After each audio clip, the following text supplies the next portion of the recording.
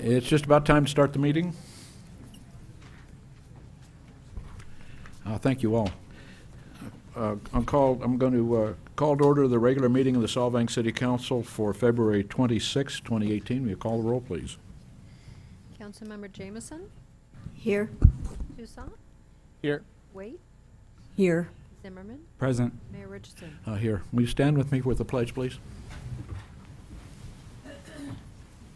Place hand over your heart, repeat with me. I pledge allegiance to the flag of the United States of America and to the republic for which it stands, one nation under God, indivisible, with liberty and justice for all. Thank you. I want to say welcome to you all. These are the nights I like. I like to see a full house because it gives us something to think about. The first thing on the agenda is a proclamation to somebody who is very important to a group of people.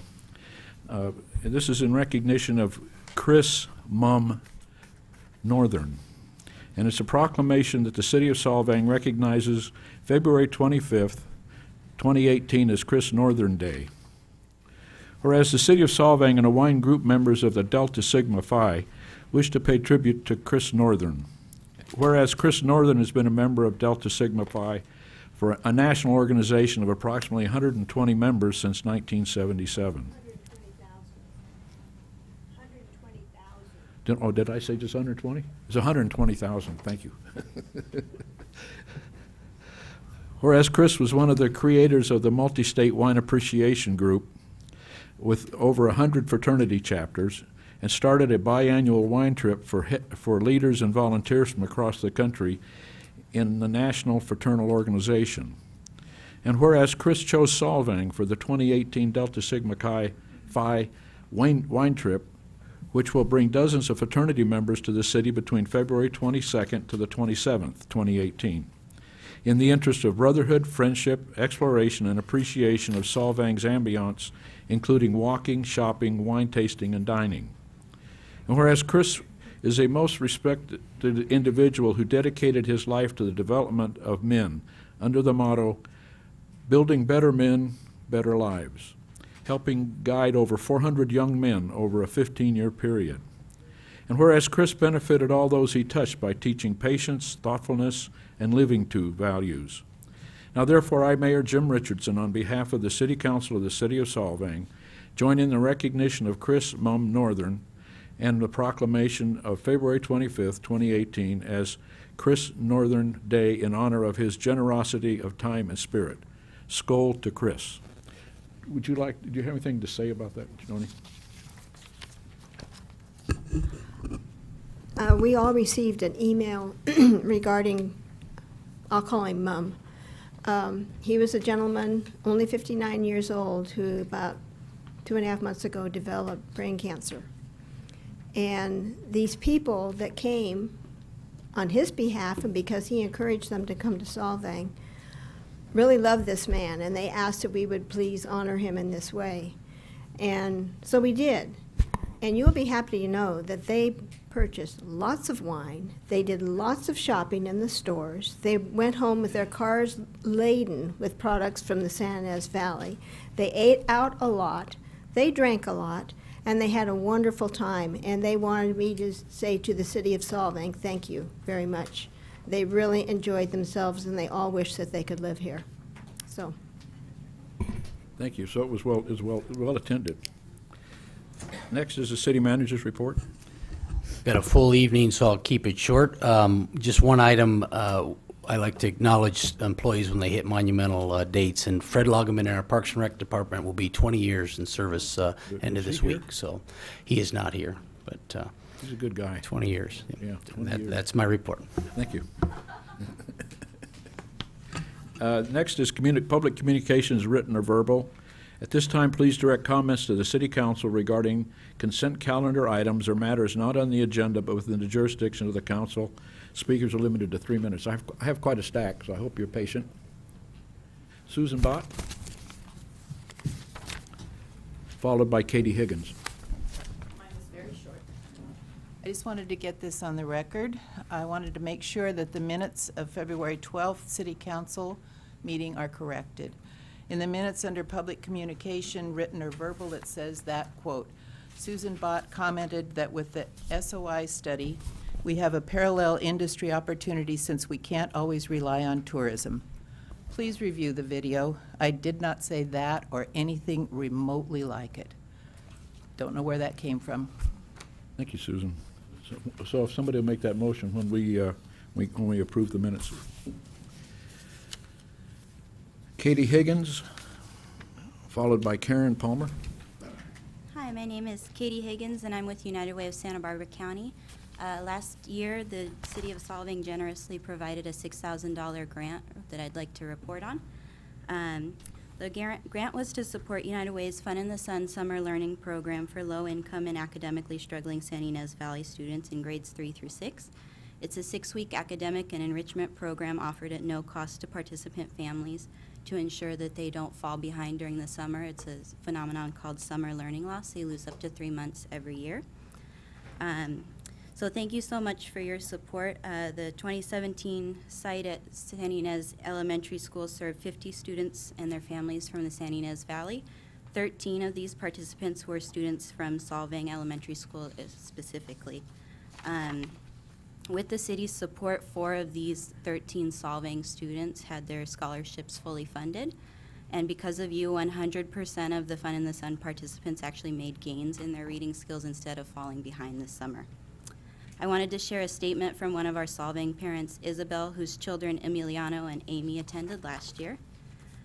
She says, "My children were part of Fun in the Sun, and it helped them a lot. My husband and I liked how they support our children in education and exploration. My children especially like the Lexia reading program, the trips to Santa Barbara, and they like to play with other children at school.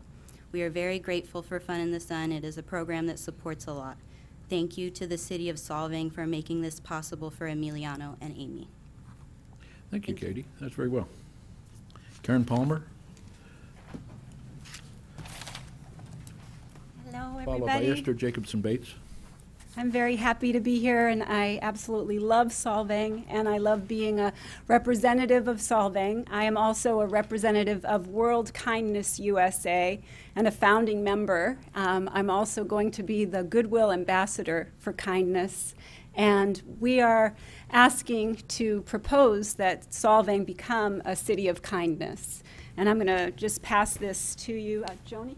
Sure. Sit to you. This is the criteria, and basically, I will be in charge of helping to fulfill that criteria with volunteers, and believe that kindness and the approach of bringing the kindness as a city is a huge opportunity for Solvang. First of all, it's going to be an expansion in your tourism, and you're also going to have national coverage. We are a huge organization that has been international now, and kindness is necessary in our world right now, very much so. And so the kindness movement that we want to bring to Solvang is an opportunity for communities to come together and to be closer in more solutions, for the schools to have more kindness curriculum and programs that are going to prevent the violence that is happening with social emotional learning programs. I am a nonprofit organization, and I'm one of the founding members of the Earth Day that started here 15 years ago. There were no programs in the schools about environmental education. And we need programs in our community, and we need beautiful connections like this. And to me, Solvang is a prototype of what's possible for our world.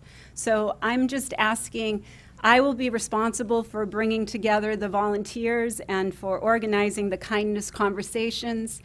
bringing this, basically what the city would be responsible for is just reaching out to the Chamber of Commerce, sending out a letter to the business and community asking if they would like to be part of World Kindness USA.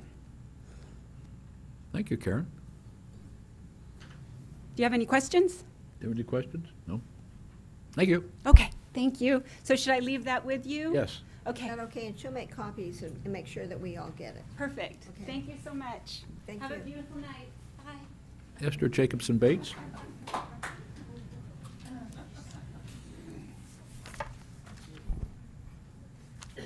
Good evening, Mayor Richardson, City Council members. I'm Esther Jacobson Bates, Executive Director at the Elverhoy Museum of History and Art. And I'm going to start this evening by welcoming Councilman Waite. It's my first time here since you've been sitting on the dais. And I'm here tonight with just a brief update from Elverhoy, and welcome all of the audience to join us as well. 2018 at the museum is off to a strong start, and despite the Thomas Fire, the devastating mudslides, and then the subsequent closure of 101, visitor numbers have set new records over at the museum for December and January. And I'm up here and I still have a warm glow after one of my favorite annual events. It's our our volunteer appreciation luncheon. We had 52 volunteers who attended the event at Que Sera a week ago, and like many nonprofits, volunteers are essential to the sustainability of our organization. And all of our volunteers give their gift of time. They create the warm and lively cultural center that the museum is. They learn, teach, raise funds, staff events and exhibits, keep up our historic building, make financial plans, and make new friends. A few days ago, we held a volunteer introduction evening, sharing about our mission and volunteer opportunities. We'd expected 10 people to show up, and we had 12, all of whom committed to being part of the museum and sharing their time and talents. These were men and women, ranging in age from 30-ish to recently retired. 6 new docents will be training. We have other volunteers scheduled to assist with research. Some will assist with building and grounds, and others with art exhibitions and programming. And I consider myself to have the ultimate job because I get to go every day and work with people who are all there because they want to be. What a gift. So 2018 marks the 30th anniversary of Elverhoy's service to the community. Since the museum doors opened in 1988, we've had almost 300 people who found their way down to our little museum down here off 2nd Street. Last year, we welcomed just over 20,000 visitors. Over the years, we've had more than 400 area artists who've had their work on display in the museum gallery, and literally tens of thousands have attended workshops, lectures, and events. We strive to be inclusive and offer opportunities for a diverse population. There's no charge for admission, and most of our activities are free. The work of collecting and exhibiting the history and Danish culture of Solvang continues while we also work hard to maintain the historic building. Cultural diplomacy is also an important part of our job and is ongoing. I work with the Danish Royal Embassy in Washington, D.C., and Denmark's ambassador, councils, and ministers. Last week, I assisted Mayor Richardson in preparing a letter of condolence to Denmark's Queen Margrethe after the passing of her husband, Henrik, His Royal Highness the Prince Consort. Some of you may recall his visit to Solvang in 2011, in the centennial year. The embassy will assist with delivery of the mayor's letter to the palace in Denmark. Later this year, Ambassador Lars Gerrit Lose is expected to visit Solvang, and he'll be here to help us celebrate Elverhoy's 30-year milestone. And I hope that you'll all be part of the celebration. At Elverhoy, we provide free meeting space for local nonprofits. We support the Solvang Conference and Visitors Bureau and work with the Solvang Chamber of Commerce, as well as city businesses and nonprofits. Last year, we provided content for the audio recording for the Solvang History Walking Tour. Recently, last year, I worked with Lisa on a project to wrap historical photographs on utility boxes in 2 downtown locations, and supported the CVB with various media representatives, tour operators, and journalists. Just last week, I met with city staff on 2 occasions. We discussed concepts for public art on 1st Street and historical panels for a much-delayed project at Centennial Plaza. I also worked with the CVB in welcoming a journalist and conducted research for a feature story about Solvang and the culture here. I'd like to invite all of you here, the city council members and the community gathered, to the museum on Saturday, March 3rd. We have San Ynez Valley Museum Day. This is a collaboration between the Elverhoy, the Wildling, and the Historical Museum. So it's a great day to visit, free admission, lots of special activities. We'll have a bookmaking class, we'll have hands-on activities. You can try your hand at bobbin lace making, learn how to make Danish paper stars, snap a selfie with a Viking, or be amazed at paper making demonstrations, or visit our diorama cottage and see what Solvang looked like when it was very, very Danish in its culture, but not its outward appearance. So I brought some information for you council members, and I left more in the lobby for our visitors tonight. But in closing, my last thought is I would like to express my appreciation to the city for supporting institutions and nonprofits like Elverhoy, and I think it was the United Way that was up here earlier. The collective impact of the city's support enhances the quality and richness of life in our community, and it's enjoyed by residents and visitors alike. Thank you. Thank you, Esther. A job well done.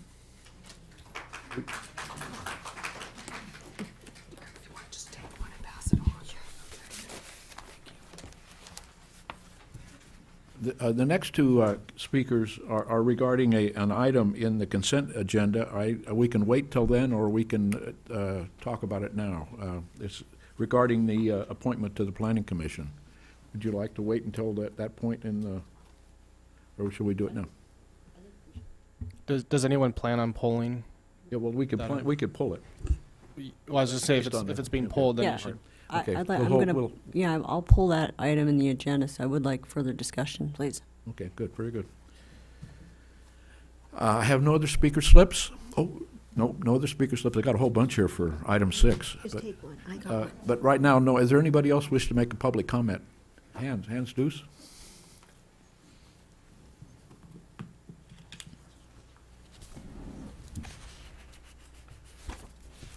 Thank you, Mr. Mayor, Council, for this opportunity.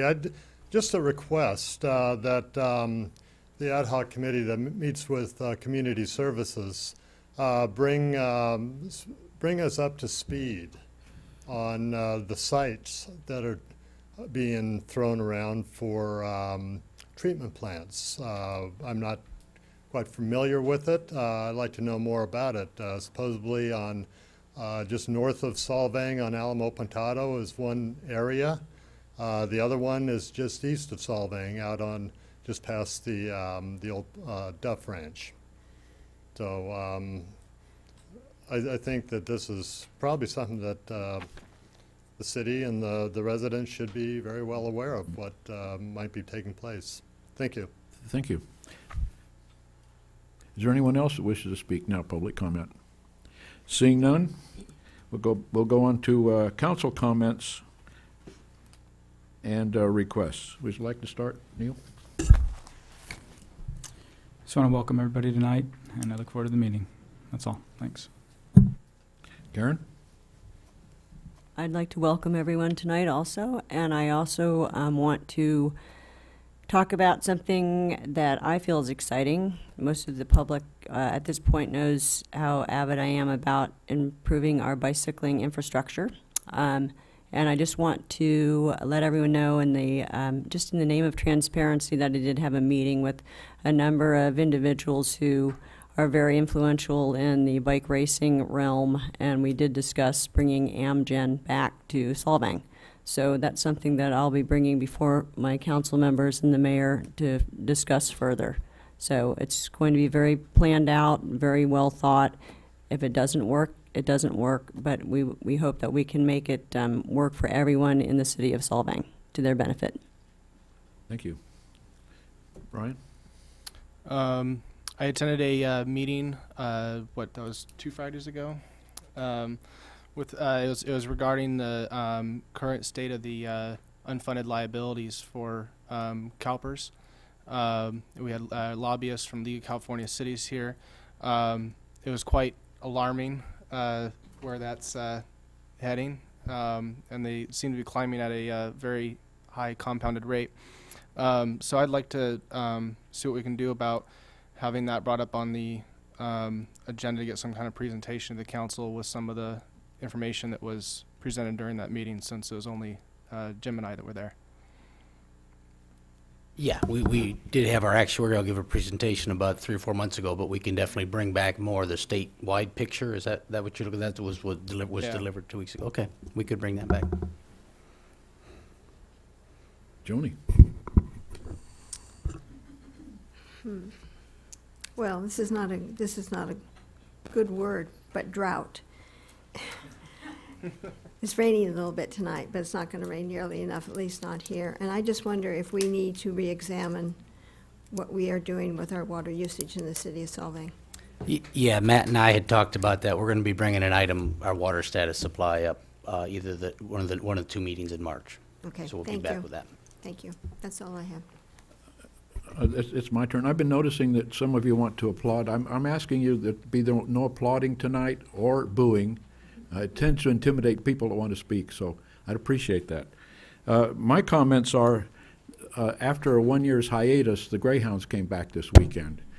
I don't know if you saw them, but it was a wonderful experience. They've been here for 12 or 13 years, and they're a wonderful group of people. They love Solvang, and they love to come back year after year, and they had an organization change, so that's why this particular year was not as grand as the previous years, but they expect to expand, and they've already started reserving hotel rooms for next year. It'll be the last weekend in February. The things that attracted me to the Greyhound people were, as they walked the dogs through the town and visiting and buying things, the dogs would urinate, as dogs do. But these people carried a spray bottle with them to wash it down, which really is a sign of good manners, I think, and a benefit for it. And it really raised their image in my eyes by doing that. So I want to welcome them back, and we hope to see them again next year. And then regarding the Prince Heinrich's sudden death, we did send a letter of condolences, and we appreciated him when he visited the city. It was during our centennial year, and he made the centennial year, I believe, by being here and by dedicating the brick over in the Centennial Plaza. So we mourn his loss. On to correspondence received by the city. I want to tell you all how wonderful it was to receive the emails we received regarding the SOI. There was some very smart, very well thought out, very thoughtful arguments and presentations within these emails. And I want to recognize the people that sent them, because it's an indication of the community spirit we have. Linda Smith, Pamela Harris, Laura Buff, Lansing Duncan, Mark Brooks, Nancy Emerson, Ronald Jones, Marie Yeager, Susan Maloney, Mark Sotillo, and Deanna Longaria. I want to thank you all for it. It did make an impression on, and it did put some thoughts in my mind about how I feel about the SOI. And so that's the correspondence, the consent agenda. Does anybody wish to pull any items on the consent calendar? Yes, I'd like to pull item G. All right. And I want to also clarify that I am not pulling it because I'm questioning the nomination. It's for a completely different reason. All right. Is there any other items to be pulled? If not, can I have We want to do the minutes. That would be in the motion, right? The minutes. We want to make Wanna sure pull the that. minutes? Well, I just want to make sure that what Okay. she said is what she said. Or what we have in there is not what she said. Yes. Okay. Okay, want to delete that, actually want to delete that comment, right? We'll correct the comment. Okay, Yeah. all right. Okay, so with that comment correction on the minutes, can I have a motion regarding the consent calendar, item 4A through F? So I'll make the motion to accept items 4A through F with the minutes as adjusted by Susan Bott. Is there a second? I'll second it. Could I have a roll call, please?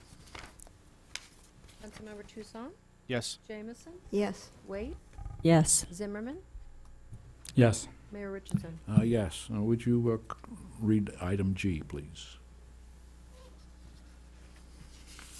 Consent agenda item 4G, ratification of appointment to the Planning Commission. Can I have a staff report?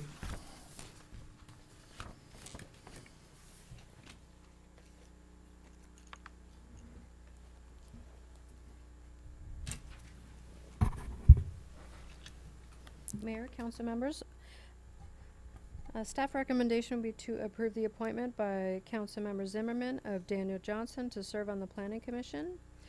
Brian Cheney resigned from the Planning Commission in December as a result of a public call for applications. Several candidates expressed a desire to fill the vacant seat. Applications were received from Charlene Asmussen, John Hager, Daniel Johnson, Ronald Jones, Gregory Milliken, and Ken Pruitt. Each of these individuals' applications were attached to the staff report. According to City Council protocols, planning commissioners are appointed individually by a council member and are ratified by the entire council. Alternatively, you could decline to ratify the appointment and choose another applicant from the applications, or decline the appointment and direct staff to continue accepting applications. Is there any question on the staff report? Seeing none, we'll go to the audience for comments. Ron Jones, followed by Daniel Johnson.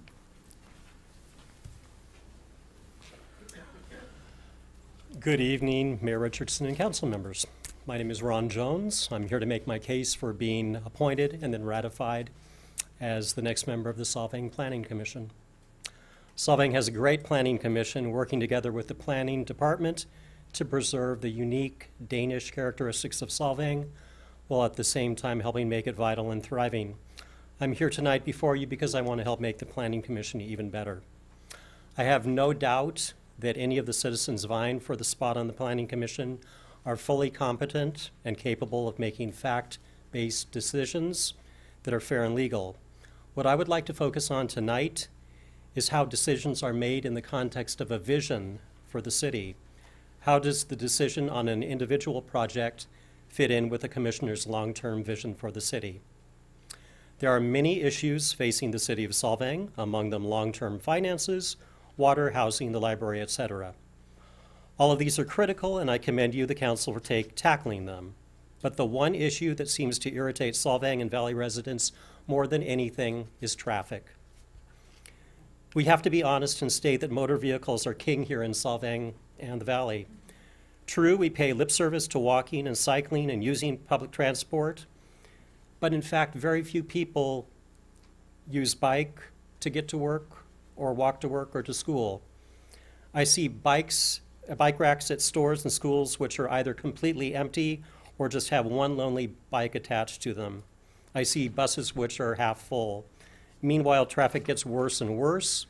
We know that development is going to bring more traffic and congestion is going to increase. Maybe that's just the way things need to be. As a citizen of Solvang and someone who's vying for the position on the Planning Commission, I'm here to say, no, this isn't just the way things have to be. For the past 5 months, I've not owned a car of my own. I gave up my old car and have not replaced it. That's been my choice. I get around by sharing a car with my spouse, by walking, and by occasionally using Uber or biking. I gave up my car because of 1, conviction, 2, monetary reasons. There's plenty other things I want to use my money on, and lifestyle. It's made good sense for me to give up my car, but it's not been easy. Due to speeding traffic on my narrow street, I often have to step off onto the dust at the side of the road in order to get to work. And other than Sunday mornings when there's little traffic on the roads, I'm frankly scared of cycling on the streets of Solvang. I want the city of Solvang to respect all the citizens who choose to drive, but I also want the city of Solvang to truly respect and make planning decisions for those who choose not to drive, either out of conviction or monetary reasons or lifestyle or health, whatever. My vision for the city of Solvang is to vigorously support infrastructure that makes walking and biking convenient and safe. My vision for the city of Solvang is to lessen congestion by making walking and biking attractive and compelling. Your time is up. Thank you much. Thank you. Thank you for your presentation. And Daniel Johnson.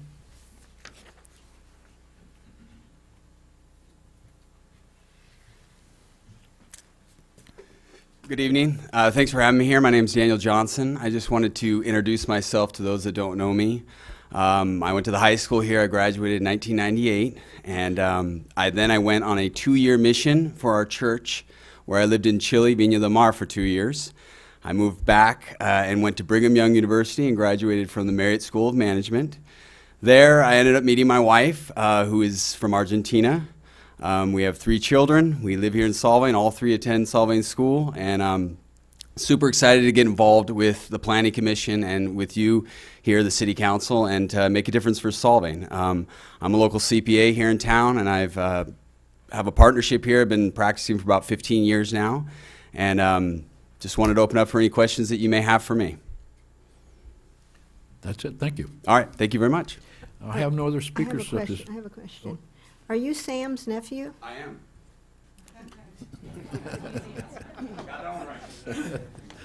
I have no other speakers. So does anyone else wish to comment on this item? Seeing none, we'll bring it back to the council for action, since you brought it out. Karen? Okay, I, being appointed to the council, realize that the planning commission positions are a direct appointment. Because I was appointed, do I have the privilege of appointing an individual to the planning commission, or do we remain with my predecessor Hans Deuce's appointment at the time of his election to the seat? So that was unclear in the protocol, and since we have so many people here, in the name of transparency, that might be a good thing to bring up in the public. How would this work? I don't believe the city attorney has an answer to that one. We weren't expecting that. I wasn't expecting that question, and I don't have a good answer for you at this point. Could someone just clarify how the BAR is appointed versus the Planning Commission? Yeah, those are selected at large by the whole council. They're not individually chosen. Planning Commission is written in the code. So 3 votes from the council gets someone on the BAR. Yes. And then that's up every time we have a new election? No, those are for 2-year terms, 2-year terms, unless someone 2 years resigns. They come back up? Yeah. All right. All 5 on both the BAR and the planning. Okay. Or every 2 years. And then if you could just clarify the Planning Commission, how that one is.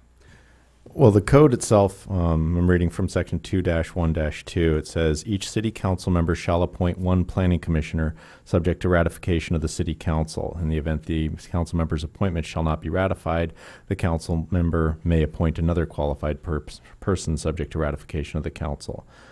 In the event that no such appointment is ratified or a council member declines to make an appointment, the appointment will be made by a majority vote of the council. It appears from the language in the code as that is written that it is a specific 1-to-1 appointment, such that the person who has appointed the person who is leaving would have the privilege under the code to replace that, and you would have the concurrent opportunity to appoint a person at some point that Councilmember Deuce appointed. Are you saying that any member on the planning commission is not appointed for a 2-year term? Well, it can be when that vacancy comes up is what I'm saying. Or if the council, for whatever reason, were to remove a member of the planning commission, right. There is a portion of that section that allows the majority of the council to remove a planning commissioner. So if, for example, the council removed the planning commissioner that Councilmember Deuce had appointed to the planning commission, then Councilmember Waite would have the privilege of appointing that position. Yeah. Okay, yeah. Okay, thank you for the clarity. Thank you for the question. So my appointment to the Planning Commission, if I wanted to remove him tomorrow? You would need to get 2 more votes of the council. They have a 2-year term, and it can be reappointed from term to term. Vacancies are filled according to what I had just read regarding the appointment, but they do have a 2-year term. But commissioners can be removed at any time by 3 votes of the council. Got it. And so with Karen taking Deuce's seat, does that mean that he still finishes out his 2-year term that was just given, or she would have the opportunity to change out? The planning commissioner who is in that seat would have the privilege of carrying out the 2-year term unless the council, 3 members of the council or more, remove that person from the seat. Okay. Any other comments? Are you guys looking to kick someone off the planning commission? I'm just curious. No, I just wanted to know what my particular rights were as a newly appointed council member. Copy that. So are there any other comments on this? Then can I have a motion regarding the staff recommendation? I'll make a motion to go ahead and appoint Neil Zimmerman's recommendation. Dan Johnson. Dan Johnson, thank you, to the Planning Commission. Is there a second? I'll second it. Okay, roll call vote, please. Councilmember Waite, Yes. Jameson, Yes. Toussaint, Yes. Zimmerman, Yes. Mayor Richardson. Yes. That passed with a 5-0 vote. I'm sorry, Ron, but great presentation, though. On to item 5. Item 5, annexation process presentation by Paul Hood of LAFCO. The Executive Director of LAFCO, Paul Hood, is going to make a presentation. We weren't going to take questions regarding his presentation unless Paul felt that they were necessary. I have 2 speaker slips requesting questions, three speaker slips. Since it's not really in it's a presentation kind of thing, we can freewheel it, I suppose, Paul. I would leave that up to you. That would be fine. Thank you, Mr. Mayor, members of the council. I'm Paul Hood, the LAFCO Executive Officer, and I was checking over my PowerPoint that I gave in February of 2015. So those of you that were in the chambers at the time may find some familiar slides. At that time, I think the council, before I get into this, the council directed staff to retain a consulting firm to take a look at the options regarding the sphere of influence proposal. In addition, the LAFCO Commission in January of 2016 confirmed the existing sphere of influence, and there was no discussion because basically the study was in progress at that time. So the sphere of influence remains as it is with 2 additions, and I'm not going to go over those, the sphere of influence, and sorry if I'm turning my back on the audience, but I think most people have the PowerPoint that's been handed out. I sent it out this morning. I think just about everyone in the room I was sitting in the back has a copy of it, so I'll be as brief as I can. But take the opportunity to give you some information, particularly to the new council members, about what LAFCO is and LAFCO's purpose. And my goal here is to educate those of you on the council and in the public, members of the public, that don't really know what LAFCO is or what we do. It's not a comedy club. It's not the Laugh Commission. We take ourselves very seriously. And I know that Mayor Richardson does. He's one of the city members on the commission, and I'll get to that in a minute. But LAFCO, there's a LAFCO in every county in the state, including the city and county of San Francisco. And we all have the same state law, the Cortese-Knox-Hertzberg Act, that tells us what to do. And I had a copy of the act. I thought I'd just take that back out to my car and not go wave it around too much. It's many hundreds of sections that delineate the LAFCO activities and what we do as a commission. Paul, could you explain the acronym? It's LAFCO? Local Agency Formation Commission. Very good. It's LAFCO. Yeah. So what the commission is required to do is to look at and encourage orderly formation of local governmental agencies, cities and special districts, to discourage urban sprawl, to preserve agricultural and open space lands, and to promote efficient local governmental services. And in carrying out these requirements, LAFCO looks at municipal service reviews and spheres of influence, and looks at the responsibilities and services that these agencies provide. The 8 cities, the 37 now independent special districts and county service areas that are county districts. So who is on the commission? It's a cross-section of local officials, 2 county board of supervisor members, Janet Wolf, Steve Lavagnino, and Joan Hartman is the alternate representing, I think, this area. 2 city council people, Roger Aceves, City of Goleta, Mayor Richardson from Solvang, and Councilwoman Waterfield from Santa Maria.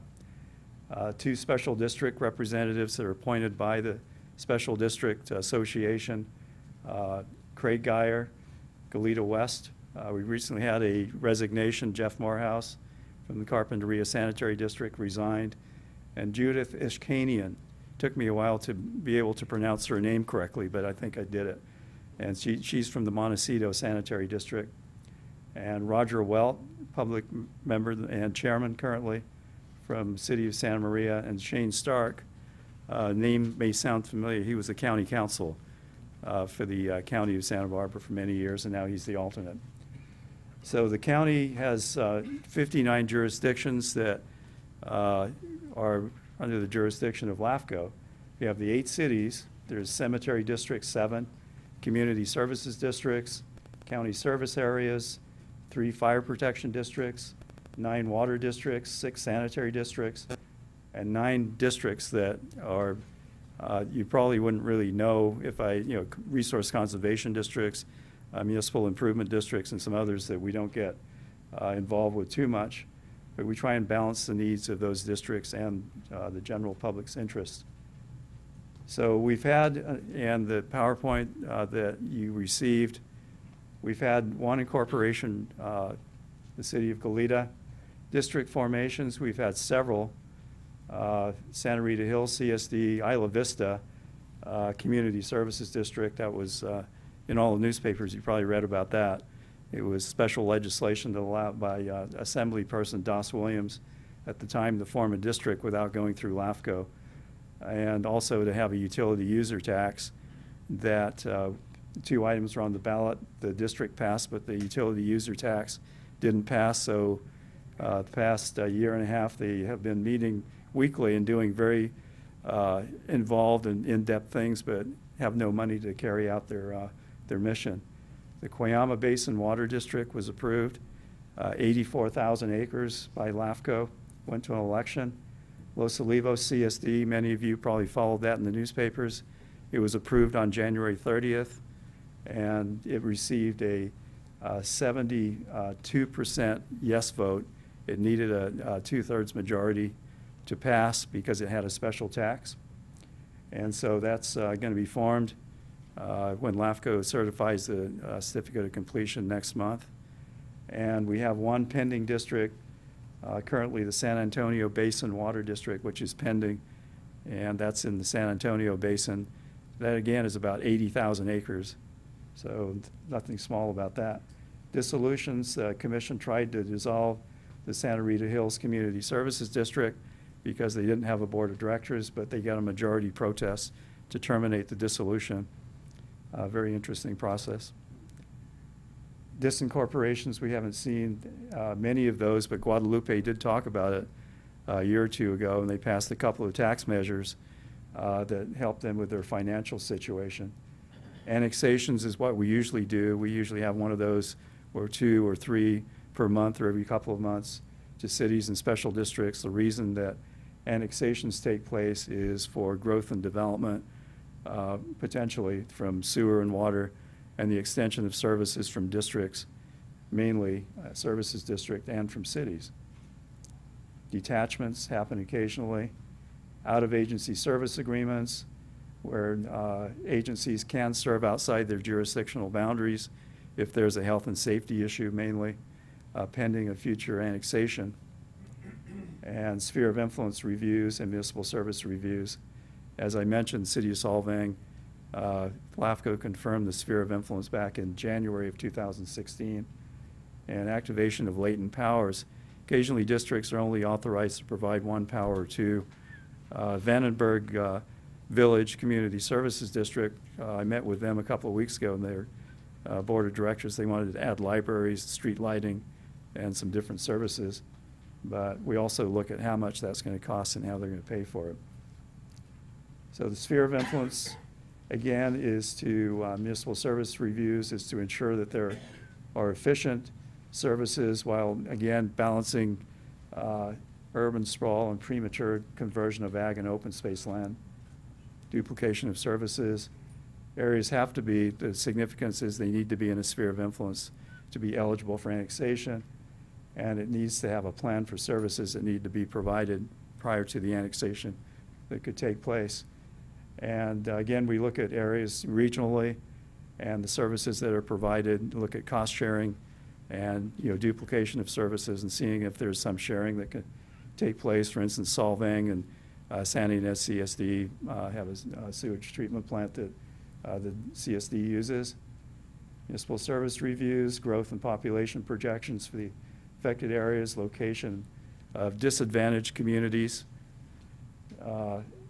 public capacity of facilities. Can the sewer plant, is the water adequate? Is the sewer plant adequate to serve the area that would be included in the sphere of influence? The financial ability of agencies to provide services, shared facilities that I mentioned, accountability of community services needs and structure, and anything else that we decide we need to look at. So we have kind of a wide range of activities that we review every month when we meet in Santa Barbara and Santa Maria. We alternate, the commission alternates. So this is a little example of the annexation process, that there has to be an annexation petition filed by registered voters or property owners, or a resolution of an affected agency. And I need to be notified that there's an application pending as the executive officer to need to get a circulation letter.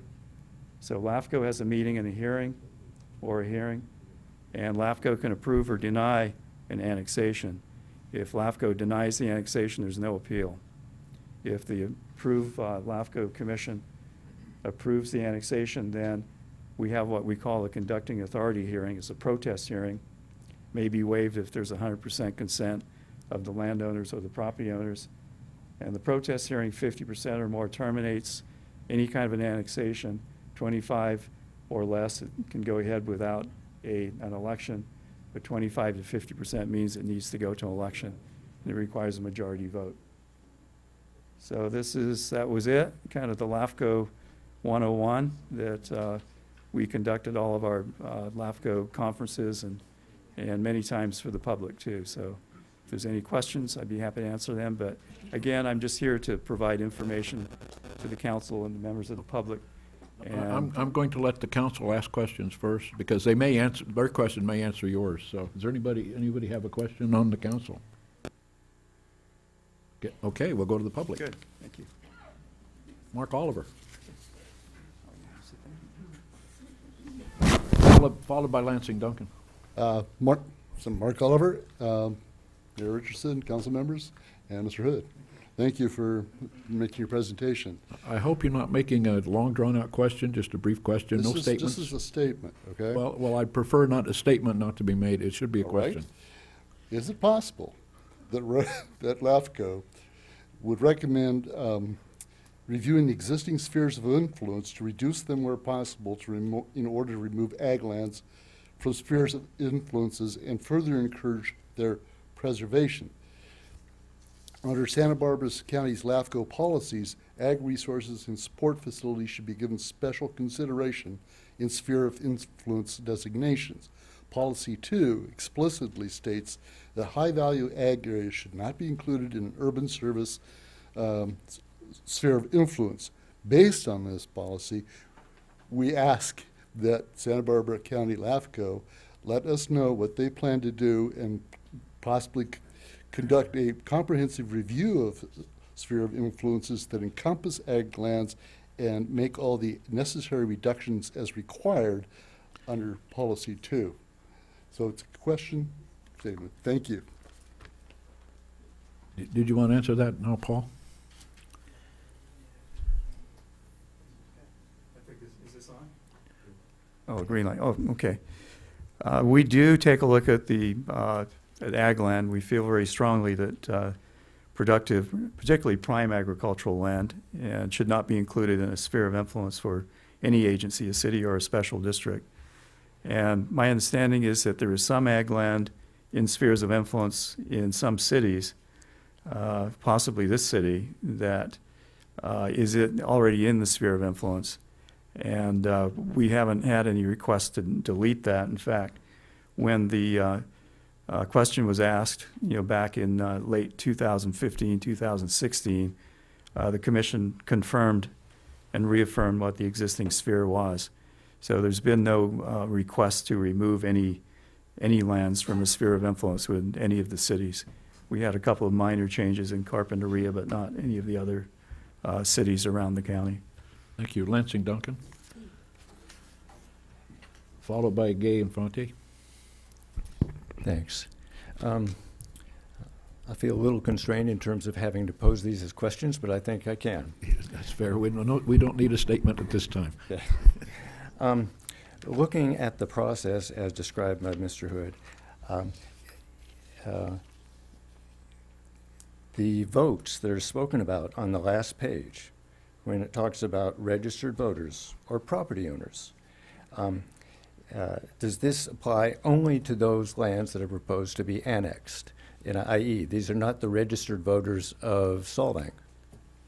That's correct. That's correct. Then also, when it speaks down at the bottom about a protest hearing, that it talks about 50% or more terminates or 25% or less order annexation approved. Once again, that's only the people who live on the land that's proposed to be annexed. That's correct. That's right. Okay. In Ventura County, because citizens did not feel they were enfranchised and that their process for expanding lands did not give them the opportunity to vote and determine the future of their community, did they pass something called the SOAR Initiative? I see a nodding yes. Okay. Okay. Okay. Is that a I'm not question? sure, is that a question? That's a question. Yeah, my authority is in Santa Barbara County. Ventura is a little far away. Then when we talk about Santa Barbara County and we talk about LAFCO voting on it, only the 7 members of LAFCO would vote on this annexation. That's right. Proposal. Okay. That's right. And the citizens of Buellton, is it not true that they adopted Measure E in order to provide them the ability to determine the future of the growth in their communities? I'm not familiar with that. Thank you. Thank you, Lansing. I have a question. So the LAFCO Commission will vote yea or nay on whether the annexation will take place. Is that correct? Is there an opportunity for the public to vote on that annexation as a suggestion or as a requirement for LAFCO to vote? No. As the gentleman was mentioning, if there's an annexation, if it's approved by LAFCO, then it can go to a protest. It goes to a protest hearing, and 50% protest terminates the annexation, although LAFCO could have approved it, as a 7-0 or 4-3 vote. If it's 25 to 50% protest, then it would go to an election. Right. And less than 25% would allow it to proceed without an election. But the public can make a case before the LAFCO Commission to yea or nay on the Absolutely. annexation. Yeah, that happens all the time, as you know. Right. Okay. Gay. Thank you.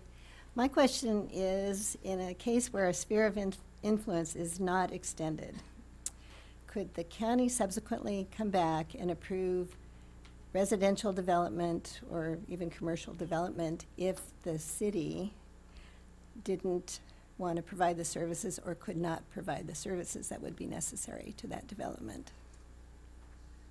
Well, one of the things that we look at and the county looks at is the county general plan, land use element particularly. And the city of Solvang has no jurisdiction outside its boundaries. And the zoning that is adjacent to its boundaries is mostly for agriculture. So there are strict requirements about what you can and can't do on agricultural land. There's a minimum lot size that would need to be developed on a well and septic tanks. And it's, probably in the hundreds of acres to build one farmhouse. Most of the land that's adjacent to cities is not commercial or industrial land. So it's in the county as ag land. So it would not be able to develop, even if it was within the county, if it was zoned agriculture, unless it was annexed to the city, or if it was zoned for industrial, Okay. unless it were annexed. Thank you. Thank you, Gay. We'll take no more questions except if the council has any questions. Seeing none, thanks very much, Paul, for being. We really appreciate your presentation. Okay, on to item 6. Item 6, Sphere of Influence, Annexation Study, Land Use Scenarios. Staff report.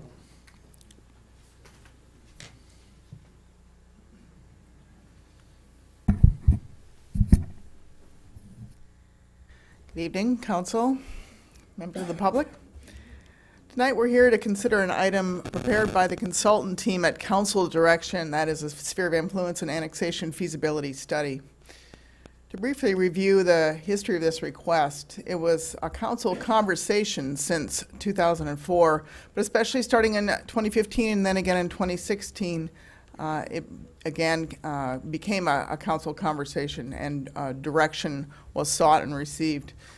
In a recent goal-setting action, future growth was identified by Council as a city goal, and the action step identified with that goal, which was to provide funding to initiate an annexation feasibility study, which you have before you tonight.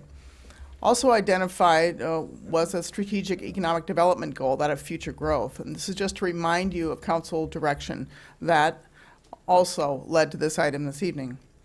To implement these goals, Council requested that a feasibility study regarding potential annexation and a SOI expansion be conducted. Money was allocated for a study in 2016, and then again in 2017. And in mid-2017, a consultant team was selected for the study. Some clarification, I believe, especially after the most recent Planning Commission meeting, is in order. First of all, these are annexation scenarios. This is not an annexation action. We have no applications for annexation, and no developers have contacted us. We have no direction from Council regarding annexation anywhere. That is why we're doing an annexation scenario, that is to gather information with a financial focus. Simply put, is it a financial win or a financial loss to the city to consider certain land use scenarios? Are there other benefits that the city should consider? For example, does a small business park pay its way in terms of revenue generation, or is it revenue drained to the city? These are important things to know for future decision makers. Again, this is a long way off, if ever, and the current council has no proposals before it. What about residential? Planners like to say that residential does not pay its way, but does it if it's workforce housing, for instance, versus a traditional neighborhood with 7,000 square foot lots? What about 10-acre lots? We had somebody talk about horse farm type parcels. That would be an interesting scenario to study. Are they up and down in terms of revenue versus services that the city would provide? And that's what this study is for. And just to clarify, there are a number of times in the annexation process where public meetings are held, plenty of opportunity to weigh in with opinions and concerns, not just here, but Paul referenced some of the process that, LAFCO approval comes at the tail end of a long public process where any annexation or development would be considered. This leads me to an important recent development. The very next day after Planning Commission heard this item, on February 6th, the County Board of Supervisors met to consider an amendment to their land use ordinance pertaining to cannabis cultivation. While we're discussing theoretical future scenarios, the County Commissioners heard the first reading of an ordinance to allow as a permitted use cannabis cultivation, nurseries, volatile, non-volatile manufacturing, and finally distribution as a permitted use in Ag 1 zones, which is every parcel in our study area. The only exception to that are parcels that are already in our sphere of influence. While staff and the consultants are reviewing this ordinance, and there's still a lot of unanswered questions about the county's intentions and the consequences, this is an action that may have immediate effects on the AG1 parcels, the Ag 1 parcels surrounding Solvang. With that, let's look at the staff report. The recommendations to council is that City Council consider the presentation of staff and the consultant team, to consider the recommendation of the Planning Commission and receive public testimony regarding the 4 land use scenarios under consideration, and to modify or accept the land use scenarios presented by the consultants and proceed with a fiscal modeling component of the study. To review the Planning Commission public hearing on February 5th, the Planning Commission received the draft land use scenario report and the presentation by the consultant team. The Planning Commission received public testimony from approximately 25 to 30 citizens. Public comment was nearly uniformly opposed to the city, expanding the city limits into adjoining agriculture lands. The primary reasons were concerns about the availability of municipal services, in particular water, loss of small town character, loss of the rural setting, and increased traffic, among others. Just to reiterate, the study is for information purposes only, and studies to analyze possible impacts such as traffic, water, sewer, and others, while very important for eventual actions that may occur in the future, are not appropriate for this level of study at present, nor were they requested of the consultants. For any annexation, these important issues are always studied in great detail with a number of public hearings. And again, to reference Paul's presentation, that is what a municipal service review is all about, and it is done in great detail. These studies will be required when and if ever a particular project or general annexation action is being considered. The Planning Commission, by voice vote, referred their recommendation on to the City Council to stop work on the study and conduct community visioning workshops to determine the appropriate way forward on the question of city boundaries. To consider this recommendation, Council would have to cancel the final task of the current consultants, that fiscal analysis component prepared by them. Community visioning workshop would require council approval and funding and another consultant selection process. From a planning perspective, the best time to do a visioning process would be as part of a general plan update. Public comments about our circulation element being out of date were valid, for instance, and the time to consider that update along with a land use element update are in the next several years. With that, you've heard staff concerns about recent county action. The consultants are here to present the background as well as recommendations to the study and to receive your recommendation. Thank you. I'm available to answer any questions. Is there any questions? I have a question. Is there anybody here from the county that would be able to comment on what you were just saying? Because it, to me, sounds almost like a scare tactic to get us to want us to annex just so that there can't be cannabis growth. So is there anyone here from the county that would like to comment on that? I don't believe there's anyone from the county here. I myself was taken by surprise by this action by the county. I was alerted to it from a fellow planner from the city of Goleta, and I had been unaware of how much this had been considered at this point by the county. What I understand is that odor control is paramount. That in this ordinance, as I understand it, that they can't have growth where the odor will drift into other areas, to residential areas. So I'd like to have an answer to that, and because I agree with her, this looks like oh, we better get up in arms because we're going to have marijuana plants right outside our city limits. This is merely to inform you and to give you options at this point. I spent a great deal of time going through the land use ordinance that, as proposed by the county. It's online. It's available for anybody to review. Apparently, there have been 27 public meetings that have occurred. When you get to a first ordinance reading at the county, that's pretty late in the process. Right. This is not. Had I known about this, we may have been studying this feasibility earlier, but I was caught a little unawares, as were many planners in the county, frankly. So, thank you. Are there any other questions? With that, we'll go to the public. We have. No, yeah, they need the consultants. Oh, I'm sorry. Yes. Yeah, I'm I think we were sorry. going to do They the aren't at the scenarios table. next. That's part of the. Yeah. I will exit. I'm sorry there, David. Yeah, I'll sit there.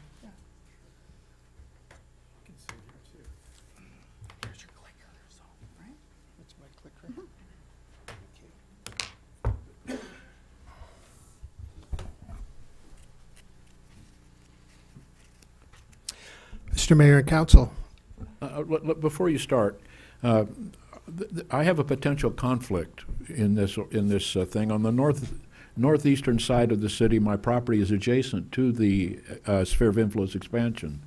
When there's going to be any discussion about the decision-making in that area, I will be recusing myself. So I'd expect that we may have to bifurcate some of the discussion so that I can recuse myself, because I can be included on the western side of the city. So I just want you to be aware of that part. And David's going to keep me out of trouble. I would assume that the city attorney would keep me out of trouble too, to know when to stop.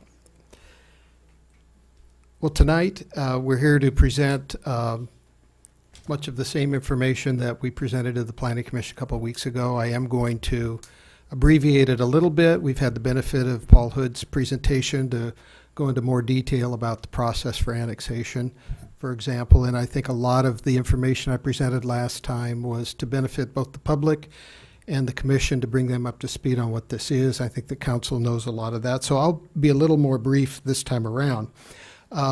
I'm with FIRMA in San Luis Obispo. I'm teaming with Dave Moran of DeLeo Moran. Between us, we have probably provided planning and environmental services to just about every small city in San Luis County and most of the community service districts over the last 40 years. In addition, I've had the honor, I think, to prepare 5 of your general plan elements over the last decade or more, and a handful of CEQA documents. So here we are today, nearing the build out of the city, and the council has decided they wanted to take a step back and look at their boundaries, look at the future. And as I mentioned to you, I believe, in my first meeting with you on this and the commission, I think that's a well-advised thing to do periodically when the time is ripe. So I'll walk you through briefly what we have here. This is an issue and options report. As Holly mentioned, it's not a proposal. It's not an application. There's no landowners involved directly in this. It's to look at first expanding the sphere with an eye to eventual annexation, and those are 2 distinct things, as Mr. Hood explained. It's to give you a range of land use options, and I'll just begin right now saying that we looked at land use options for all of the properties that were ultimately selected. Certainly, the council could pare back those to any of the parcels we've looked at. You can take a smaller bite at whatever key parcels you may think are the most important, and then to let everybody know what those issues and opportunities are. Should you give us direction to proceed with some land use scenario or scenarios, we would go into the fiscal analysis aspect of this study, which is really the heart of what we're doing in a sense, because it provides real information about what it means to the city from a fiscal standpoint. Is it negative or positive? How does it affect your ability to provide those services, and all of those things that LAFCO would be looking at ultimately regarding any proposal. So we didn't want to just do that without having everybody, including the public, weigh in on the land use scenarios, because once you pull the trigger on that model, you spend some time. So it's sort of a reality check. Should we get a green light on these, the fiscal analysis will put some meat on the bones and give you information for the future about, as Holly mentioned, how do these things compare in terms of their revenue? Now, I want to note also that while the next step would embark onto the fiscal aspect, clearly that is not the only concern that a city should have about this process. Obviously, that's one important part of just the feasibility of annexing more land. But certainly, land use and quality of life and impacts are equally important to the fiscal. So I don't want to raise fiscal to as a paramount thing, but it is an essential component of this discussion, and it's the next step.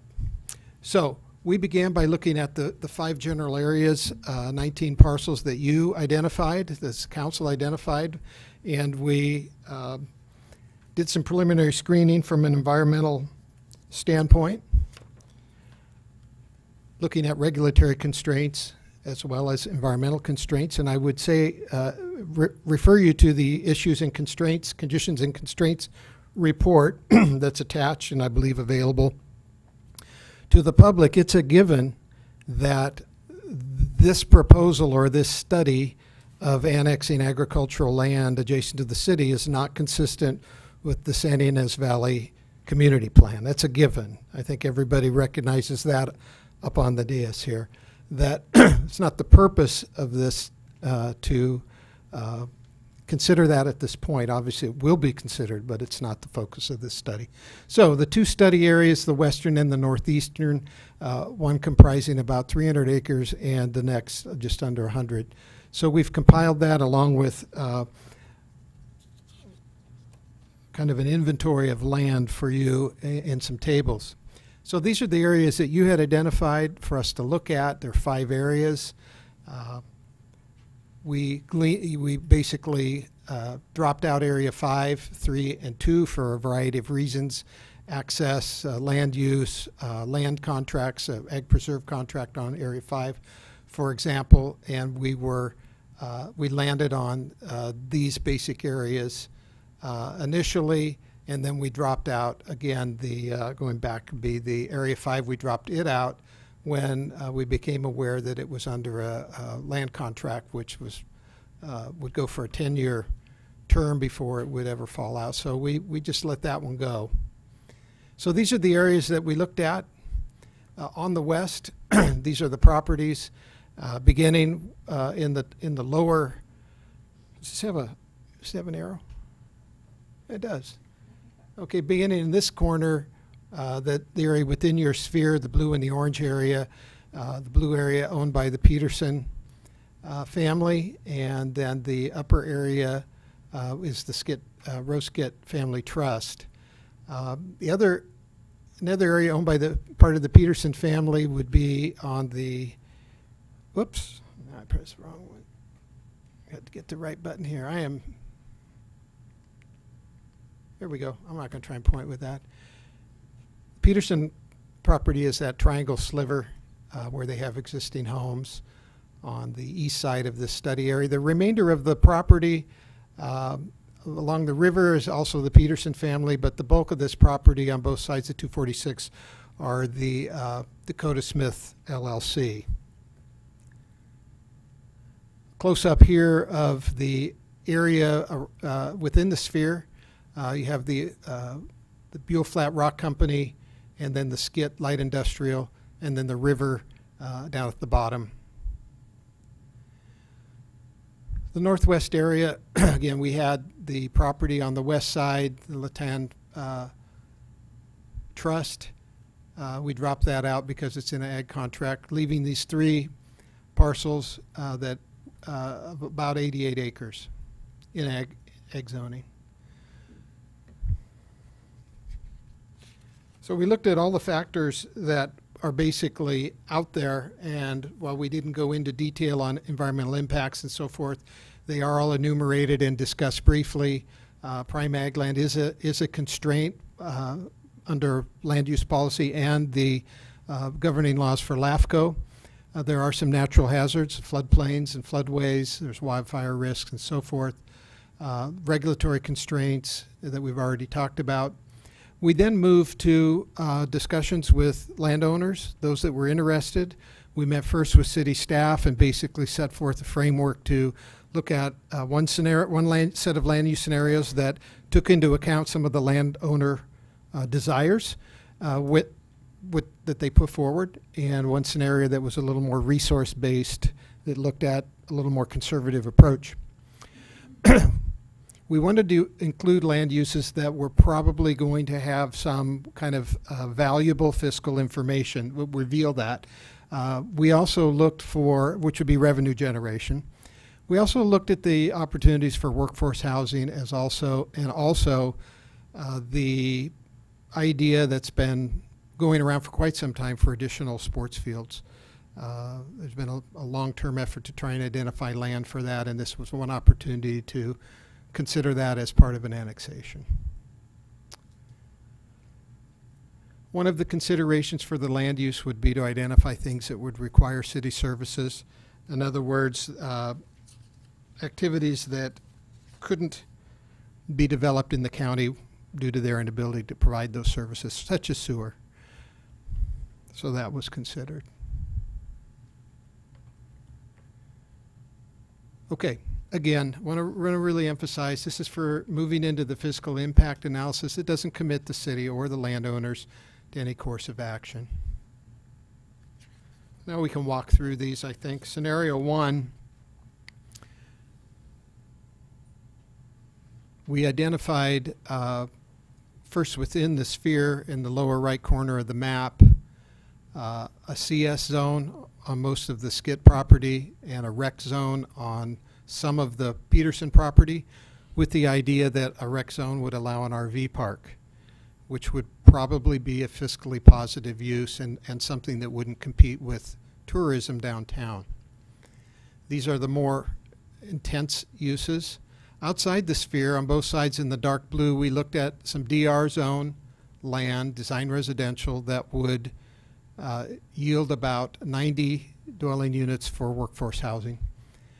Moving out from that, the 7R1 zone, about 5 units per acre, kind of a conventional residential density. The Peterson property, the 3E1, would be basically the city equivalent of what they have, which is a large estate zoning, residential estate. Then the light A10 area would be 10-acre agriculture parcels, suitable for something like equestrian ranches. And then the 1E1 up in the top area would be a type of estate residential that could be an agricultural cluster or something like that. Lower density than the 7R1.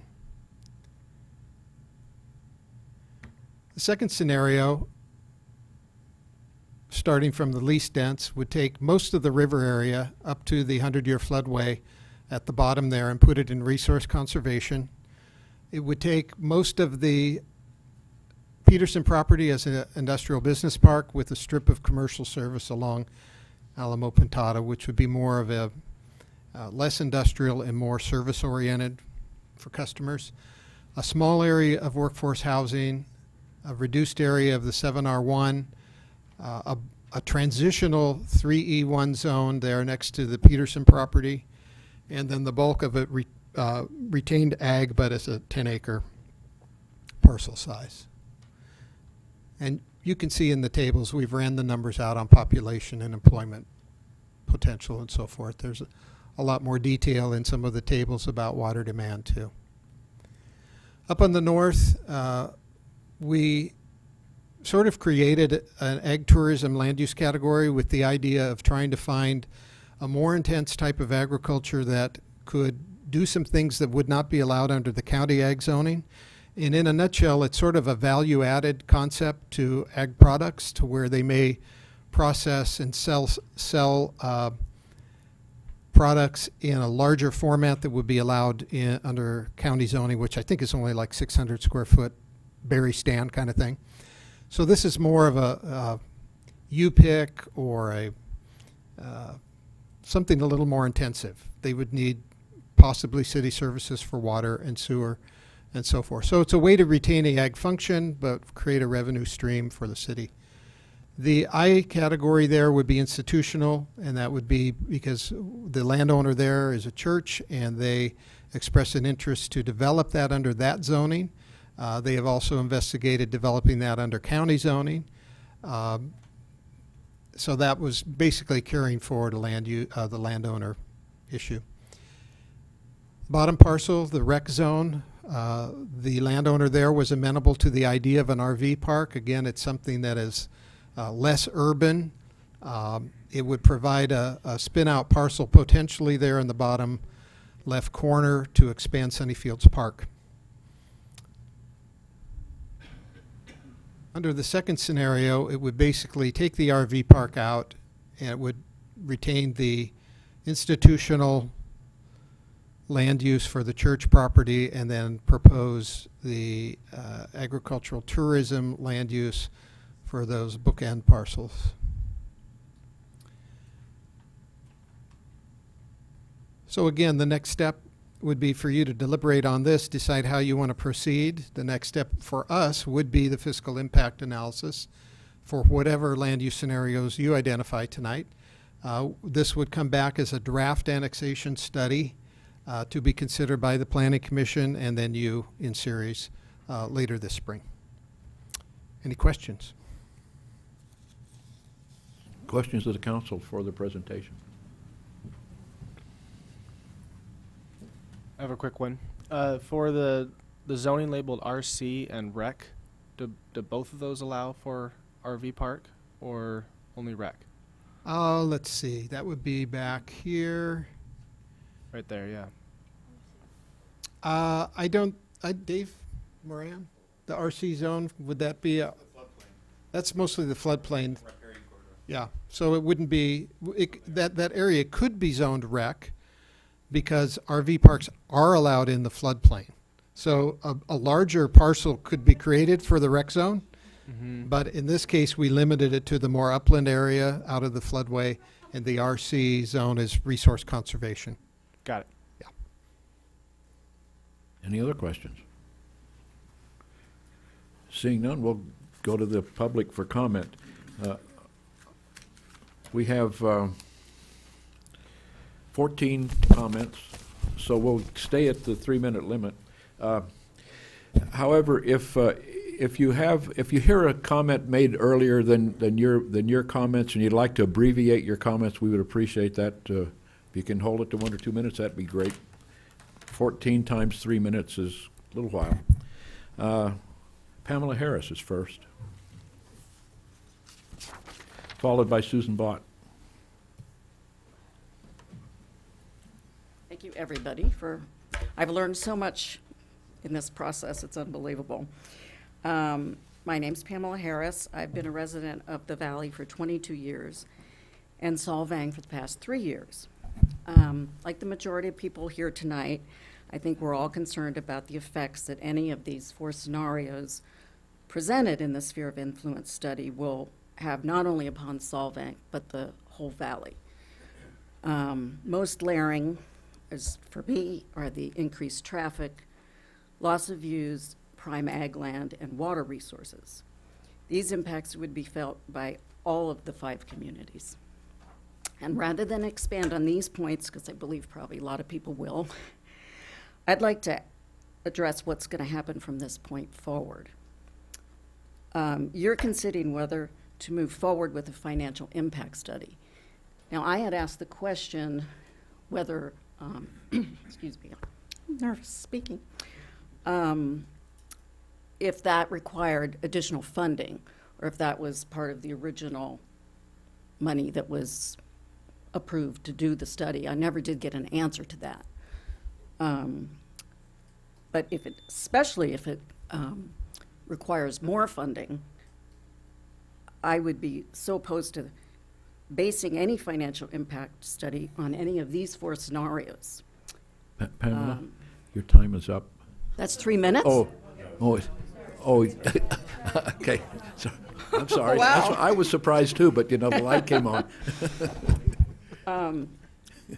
None of them take into account the goals of the Santa Ynez Valley Community Plan by, the consultant's admission.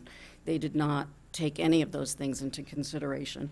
I'm not sure why a study would be done that would ignore years of work that residents of this entire valley have worked on to create the goals to preserve our rural nature, our green belts, and the unique separateness of each township.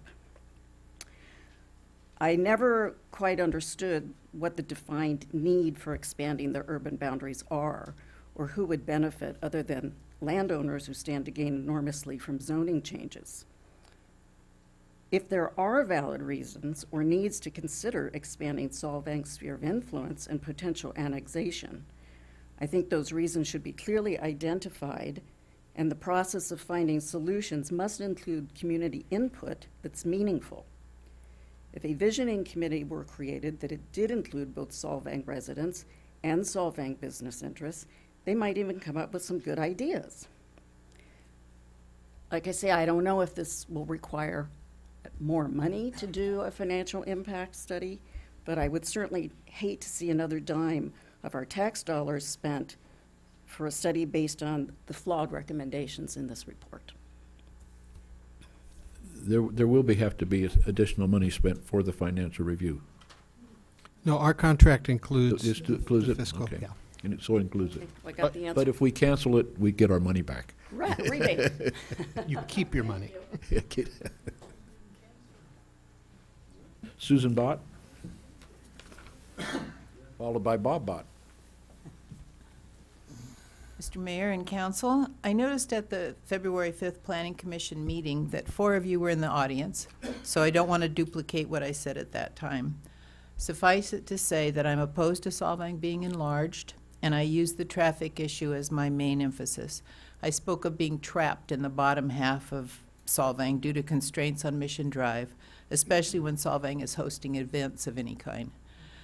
I believe the mayor has spoken of an hourglass, but I see it as a bottleneck, vastly slowing through traffic between San Ynez and Buellton and overflowing into our surrounding neighborhoods as we use their streets for bypasses. Save Our Solvang urges you to stop the sphere of influence study entirely, and I'm glad to hear that we might get a refund if we do that. At some point in the future, should an annexation proposal ever be put forth, please make sure that the citizens of Solvang can vote on the issue. More of my fellow Solvang residents are being moved to action and have sent Save Our Solvang their signed petitions. Here are 14 new ones, and this brings our total signatures collected to 687, including 469 from citizens within the city of Solvang. By the way, we included signatures from people residing outside Solvang but in the valley because everybody is affected by our bottleneck. Thank you. Thank you, Susan. Bob Bott, followed by Hank Homburg. Hello, my name is Bob Bott, and I live at 160 Willow Drive on the south side of Solvang. I'm here to ask this body to please drop your effort to add agricultural land to the city's sphere of influence. This action will only lead to development, adding thousands of car trips a day to our already overtaxed infrastructure. As long as Highway 246 bisects Solvang, there is no answer to our significant traffic problem. I attended the last Planning Commission meeting and heard from an overflowing room of your constituents to a person voice their opposition to your sphere of influence and annexation study. Save Our Solvang representative and my wife, Susan Bott, told the commission at that time that they had gathered 673 petitions signed by people in our valley also voicing their objection to this idea. I've personally talked to dozens of people from all walks of life, and not one of them has said they thought expanding our city is a good idea. If nobody wants this, then why are you spending all this time and money on something that nobody wants? I've heard that you want to increase the sphere of influence so you can have local control. Commissioner Peterson voiced a fear of the county permitting development that the city might not want. I believe that this fear is unwarranted. The county's track record is in fact excellent. The county has adhered to the San Ynez Valley Community Plan and protected our open space and ag lands for decades. In fact, except for the people who built that 12-story monstrosity in San Ynez, the two entities that have done the most damage to our quality of life are the cities of Buellton and Solvang. Unchecked development and our overzealous efforts to increase tourism are destroying the tranquil appeal of our valley. I again ask you to please stop this sphere of influence study. Don't spend any more of our tax dollars for something the citizens, and I might add the voters of our city, do not want. Thank you. Hank Homburg, followed by Linda Smith.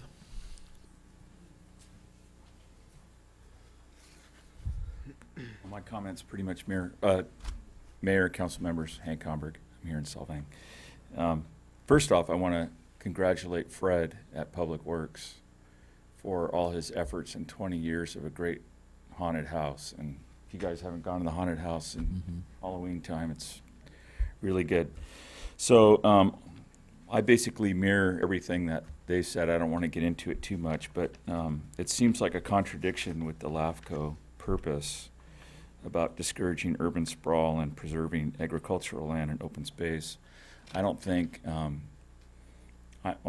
speaking for myself, but I'm not opposed to having greenhouses with scrubbers and marijuana plants growing inside beautiful greenhouses versus high-density housing, which will definitely be coming, because my understanding is if there's an annex situation with any municipality, the state gets involved, and then the state has requirements, and correct me if I'm wrong, about housing, and that's not in our control, it's not in the county's control, it's the state's control. So again, listen to your constituents.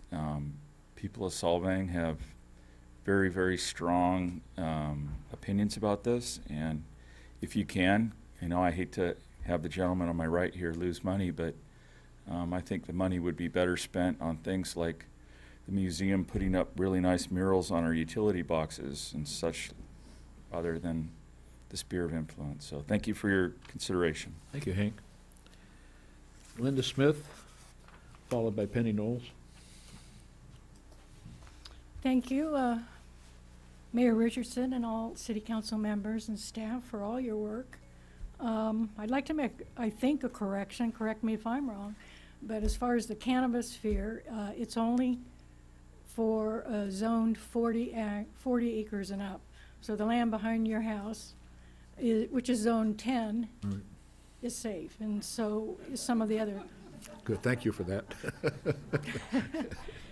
I thought you might worry about that. But correct me if I'm wrong, but I did spend some time looking at that. To me, the planning process seems backwards. All four landscape scenarios are inconsistent with Valley resident values as clarified in both the Santa Ynez Valley Community Plan and Solvang's General Plan. Before proceeding with SOI expansion and annexation proposals, which alter important planning documents, a visioning or planning process needs to be worked through so that it reflects the current and future changing needs, values, constraints, and responsibilities of the community and the city.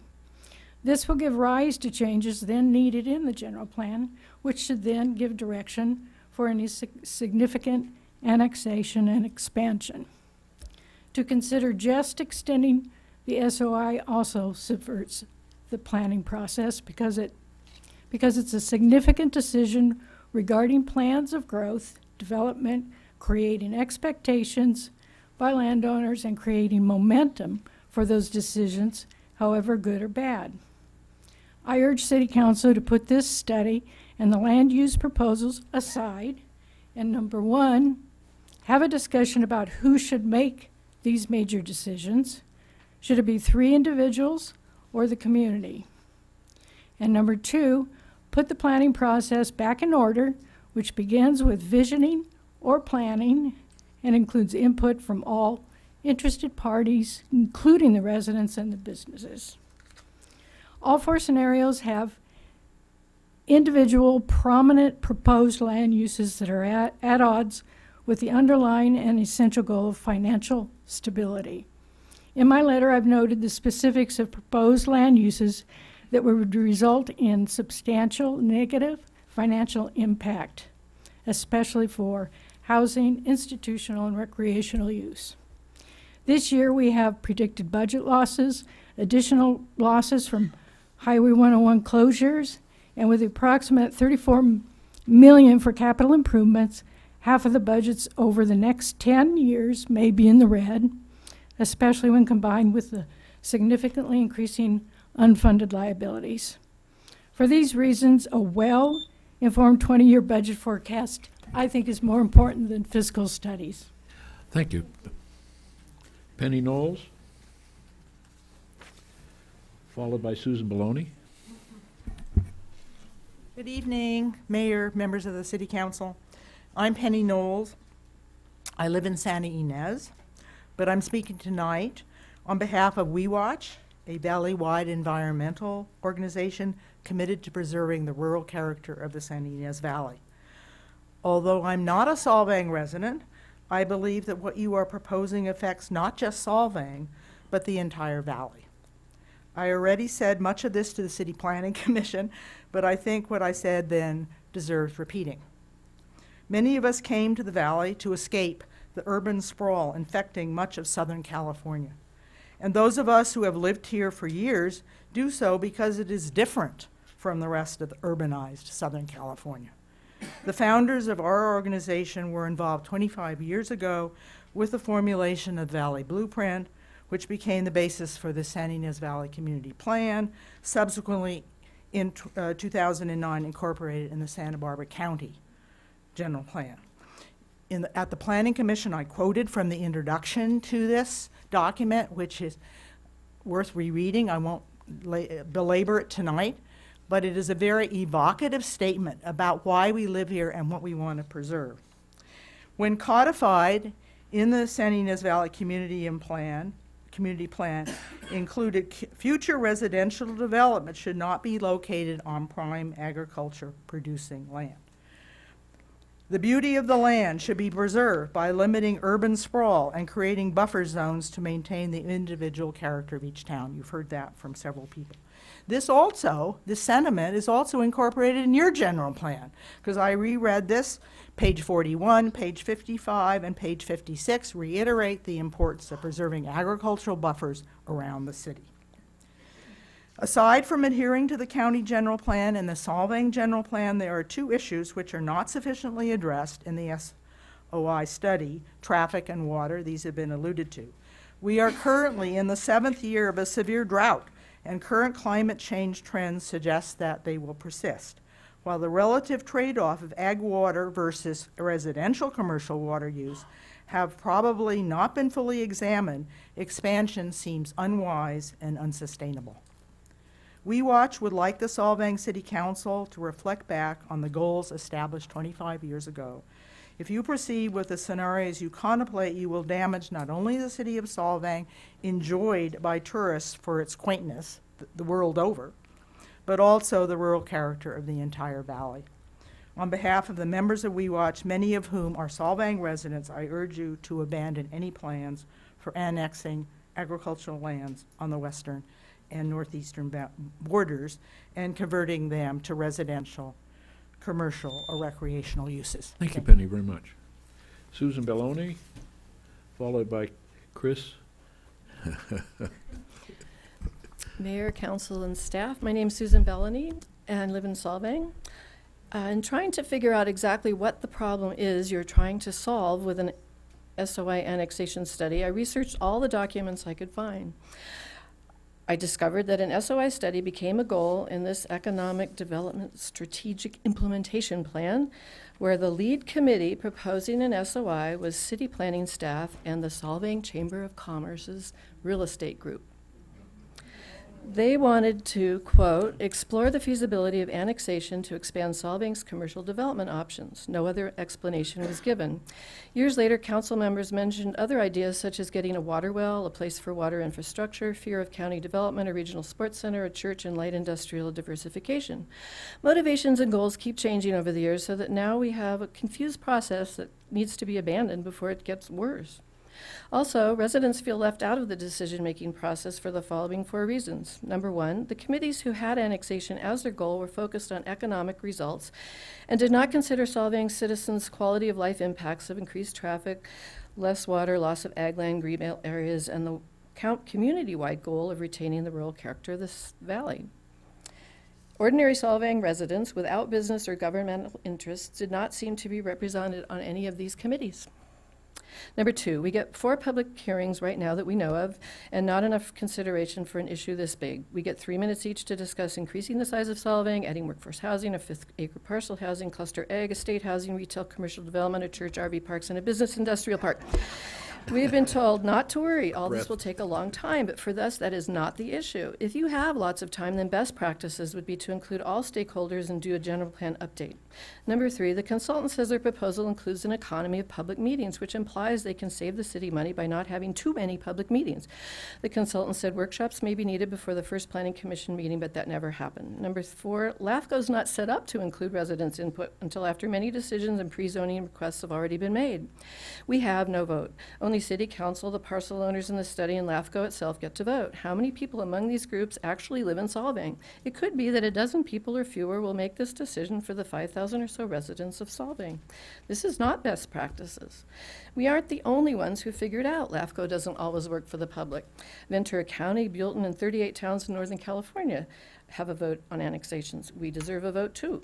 This OSOI conflicts with many of the cities and counties' own policies. Our concern is we don't have enough input, and the frustration is you already have policies that do address our concerns, but which you might ignore or override. It has become a flawed process to solve a problem that isn't even clear yet. I know you want to do the right thing for Solvang, but residents feel we are undergoing a sort of annexation without adequate representation. Thank you, Susan. Please, please. Chris DeGeneres, followed by Ken Hugh. I didn't either, but I learned that last meeting. Good evening, Mr. Mayor and City Council. She's a tough act to follow, I gotta tell you. Wow. Hey, Chris, Chris, I'm going to learn it one of these days. It's okay. We got past that by now. One of the things that has occurred to me in all this discussion is an opportunity may be missed to explore alongside sphere of influence study the idea of a smart city. I'm sure that you're all familiar with the development of technology in our economy and how that's really driving economic growth and at the same time allowing us to maintain our bucolic lifestyle. Is it possible to include, as part of this study, some kind of a smart city analysis? I'll leave you with that thought. Thank you, Chris. Ken Hugh, followed by Lansing Duncan. Good evening, Mr. Mayor. I'm Ken Huff. I'm representing the Santa Barbara County Action Network, or SBCAN. And for 16 years, we've been working to promote social and economic justice, preserve our environmental and agricultural resources, and to create sustainable communities. I was at the Planning Commission, and I stood up and spoke, and I agreed with all 25 or 30. I don't think there was anybody that said otherwise that supported this action. And I support what the Planning Commission has recommended. I support the visioning and planning idea that Susan Bellani has called for. Lansing Duncan has written a letter about the city's gateways, and I mean, you know it better than I do. I live in Santa Maria, and I come here once or twice a month, but I came here 2 weeks ago with my cousin from Seattle, and I had told him what happened at the Planning Commission. They said, oh, when we're on the way to Santa Barbara, let's go through Solvang. We want to see Solvang, because they'd heard about it for years and hadn't been here.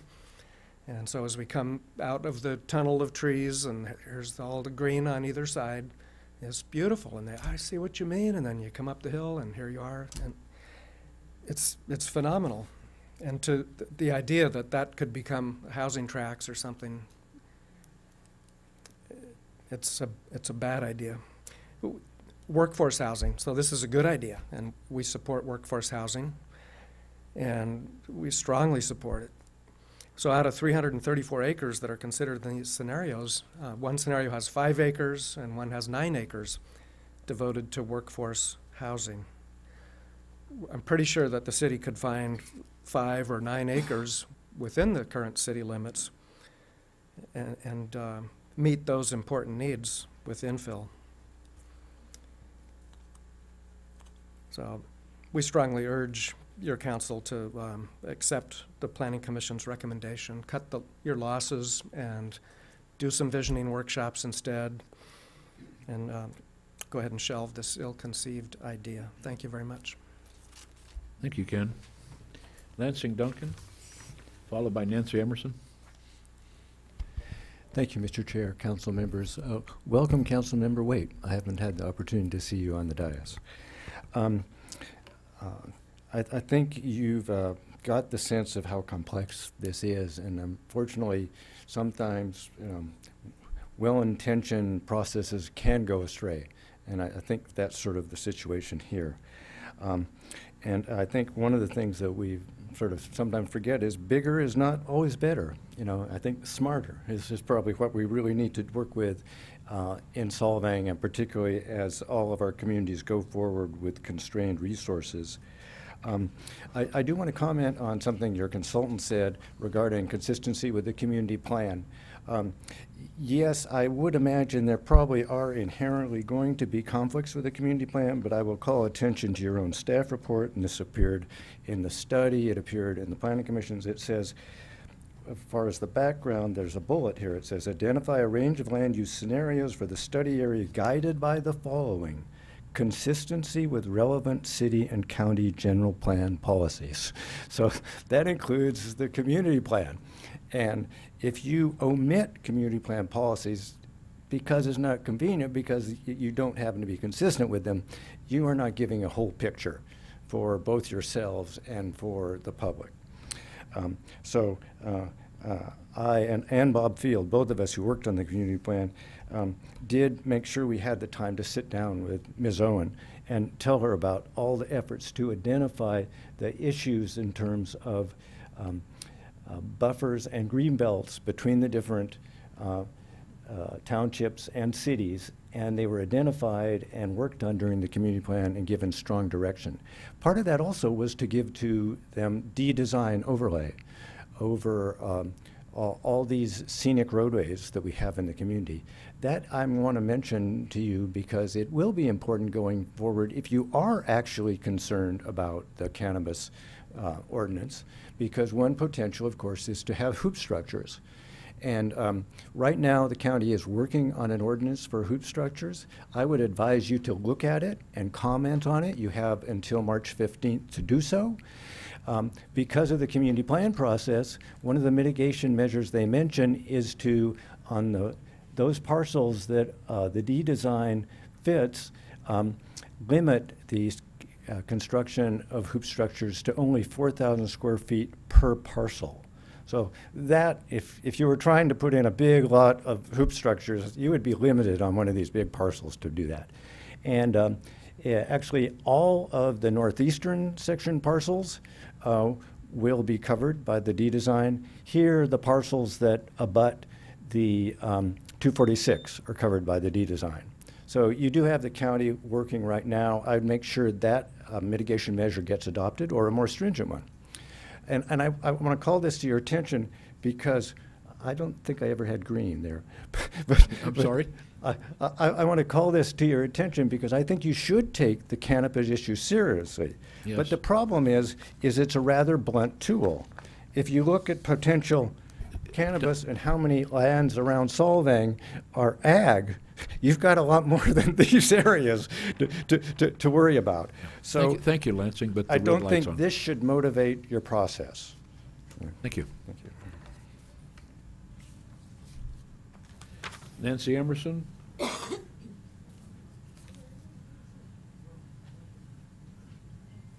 Followed by, can you read that? Nancy Emerson, Solvang resident.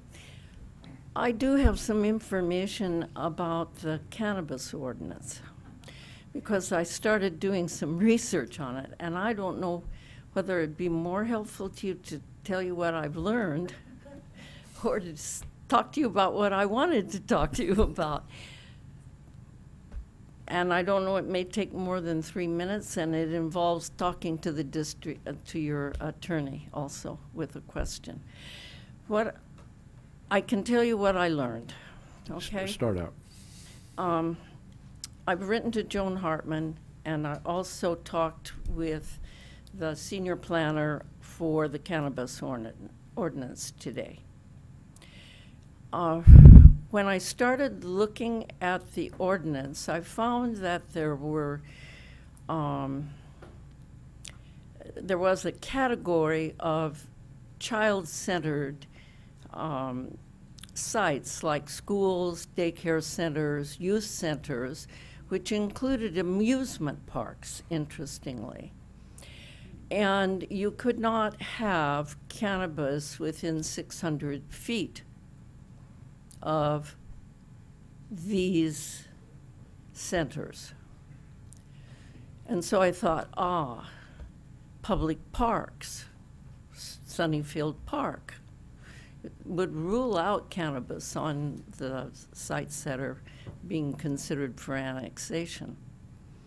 However, when I talked with the planner, I learned that the Planning Commission, and if I'm kicking myself because if I'd been at the Planning Commission hearings, I would have learned that they recommended that public parks be included.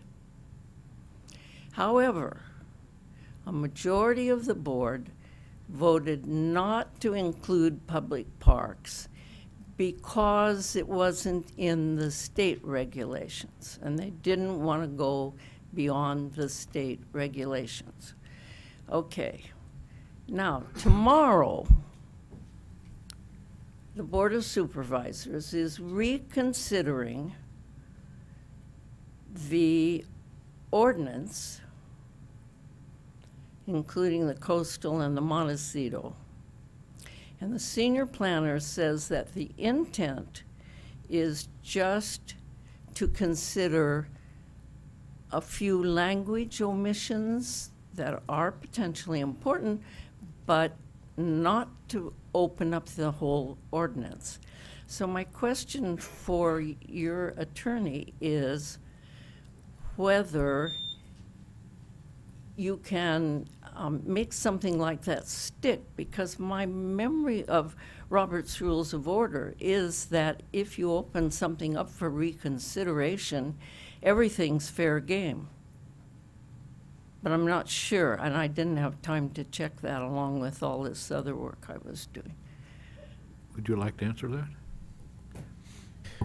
There's going to be a differentiation between a first reading, a second reading on a county ordinance, and I'm not sure that the County Board of Supervisors are bound by Robert's Rules of Orders in connection with their internal procedures, but typically an ordinance can be modified between a first and second reading. If the first reading or the second reading results in significant changes, then they'll do another first reading and conduct a subsequent second reading. Typically, any changes that are done between a first reading and a second reading tend to be ministerial, small matters. It doesn't open up everything to it, but they certainly have the option of doing that again and just conducting another first reading. Then they would do the second reading afterwards. So, I don't know whether a room full of people going down there tomorrow Didn't have any effect, right? would influence them to reconsider that. Regarding... But it would be very important for us if they would reconsider it, and that's why I think it's unfortunate that none of us was following this as closely as we needed to. Regarding the rest of your testimony, I think that your email, your letter, was very complete, and I'm assuming that the rest of us have read it and understand it, and so you don't need to repeat that. I wasn't planning to repeat it. You had you have some other points that you would like to make that are outside that letter? I can give you what I was going to say tonight. You're such a lovely lady. Go right ahead. As stated at the Planning Commission meeting, I request that you end consideration of a new SOI and annexation because of its unmitigatable impacts on agricultural greenbelt lands and traffic. Then focus on the current Western Industrial SOI and develop the best mix agreeable to landowners and good for the city economically and environmentally. I would emphasize services related to its current uses and not include tourism-related businesses or any projects in or near the flood zone. On February 19th, I wrote you about the failure of the Economic Development Plan to consider the constraints of land use issues, agricultural land and greenbelt preservation, traffic, water, and wastewater, when proposing exploration of the feasibility of annexation. Don't let fear of losing control of your boundaries or of the Santa Ynez Community Service District's interest in a wastewater treatment plan drive your decisions. I agree that we need to join you in monitoring this district. Aaron Peterson spoke eloquently at the Planning Commission meeting about his desire to preserve the existing agricultural lands as greenbelts and entries for Solvang. To do this, the February 2018 report, State of the Art on Agricultural Preservation, American Farmland Trust, and LAFCO, suggests the City-County Greenbelt Agreement. Other possible tools are Special Consideration Area or Area of Influence Agreements. All are types of Memorandum of Understanding. Urban growth boundaries and conservation easements are additional tools. Include a signed Greenbelt Agreement with the City of Buellton. Explore these instead of a new SOI annexation. Other things we can do to make Solvang better, not bigger, are to make housing a priority, architecturally attractive, modest homes, along with employee rental housing via accessory structures and more mixed-use buildings. 2, continue work on best ways to use downtown space while preserving a village feel. 3, ask proponents to revisit a sports field complex in the 101 corridor near exits. Solvang cannot provide this because of additional traffic and water use it would generate. 4, build a community vision with all stakeholders at the table as the general plan updates first step. Thank you, Nancy, very much. Very well said. Sherry Noble?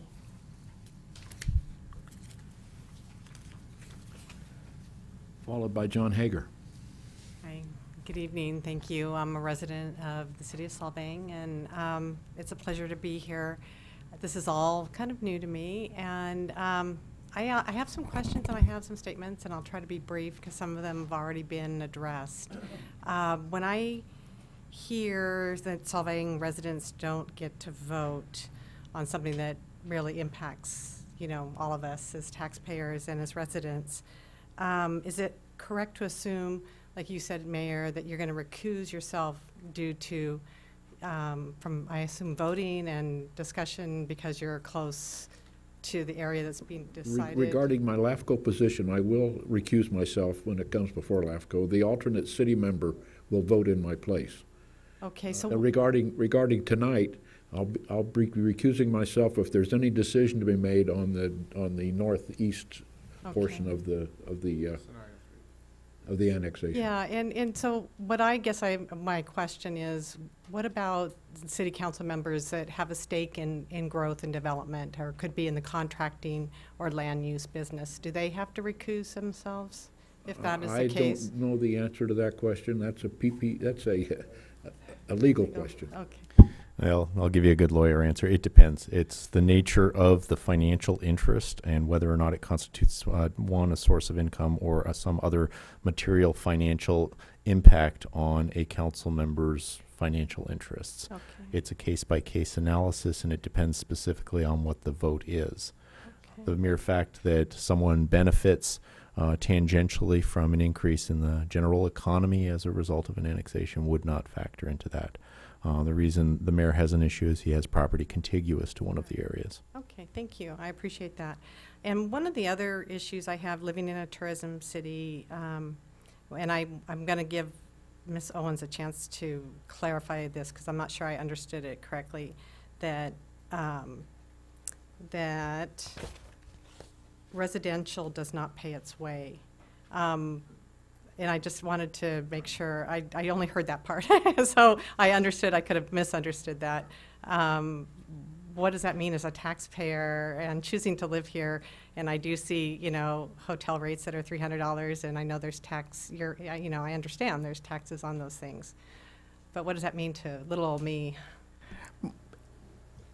What it means to you is not what it would mean to the city. The city looks at the cost of providing services and the property the percentage of property taxes that are gained from a use like residential, as opposed to a gas station, as opposed to other commercial office space.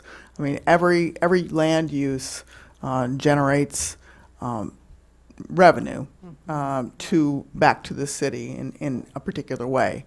So so for you, it's a city fiscal consideration, and there's a cost to providing services up front. So you get an initial return from new construction, but over time, you know, the cost of providing services, and that has to do with the police, fire, water, sewer, that kind of thing. We'll gradually lose that amount of money. I mean, I know that David could probably speak to this a little more eloquently than I could, but that is a planning belief, and I'm not sure how. I'm not, as I say, I'm not sure if that makes a difference in terms of the size of the lot or the, you know, I'm just saying workforce the land, housing. you know, somebody that owns a lot of land and is a high revenue generator that we hear a lot about is not they're not living here. So why, you know, we're voting and we're taxpayers. It just doesn't seem like it's being considered in the sphere of influence. My last comment is I hope that you really take this into consideration and abandon this further study. Thank you, Chair. John Hager, followed by Laura Buff. Mayor and council members, first, thank you for your service at a far from a profitable income that you get doing this public service. I went to the Planning Commission meeting a couple of weeks ago where this was considered, primarily to hear the pros and cons and try to form some thoughts about whether this was a good idea. And what I heard was Commissioner Peterson answering my first question, which is, why are we doing this? By initially saying he was informed that we were doing it so that we could gain control over these properties.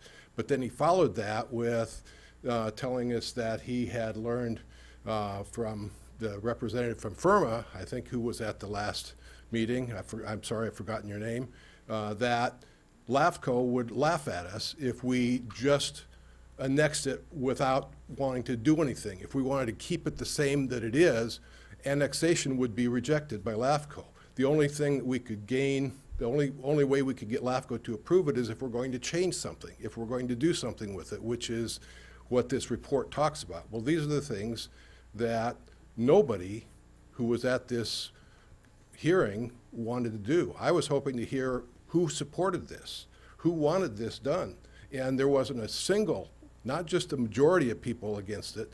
There were 30 people who spoke there, and every single one opposed it. Not a single person supported it. I don't know who supports it. I haven't heard anybody. Even tonight, nobody has supported it. The council published 9 letters that it received at the time the agenda was issued, and all 9 of those letters opposed it. So there is nothing but opposition here. And if we look at the question of why are we doing it, I still don't have a good answer to that. But secondly, why are we doing it now? Now the problem is water. If we look at the report, the FIRMA report, what it says is the availability of alternate sources of water provides assurance that the city will continue to serve its customers with safe and adequate water during highly unusual climate events such as prolonged drought. The added cost of maintaining these redundant water sources appears to be moderate and well advised. Now, that's the discussion of water, the impact on water. That doesn't seem to me to be anywhere near adequate when less than a year ago, in April of last year, after a full good year of rain, this council adopted a resolution 17-1013, which told the citizens we have to be limiting our water use. We can't wash our cars except in certain circumstances. We're supposed to use public car washes. We're supposed to not water our lawns, or all sorts of other regulations that are in this 17-1013 regulation. So on the one hand, you're telling the citizens we don't have enough water, and this report is saying, well, let's go ahead and do this because the water supply is adequate. I don't follow that. It doesn't make any sense to me at all.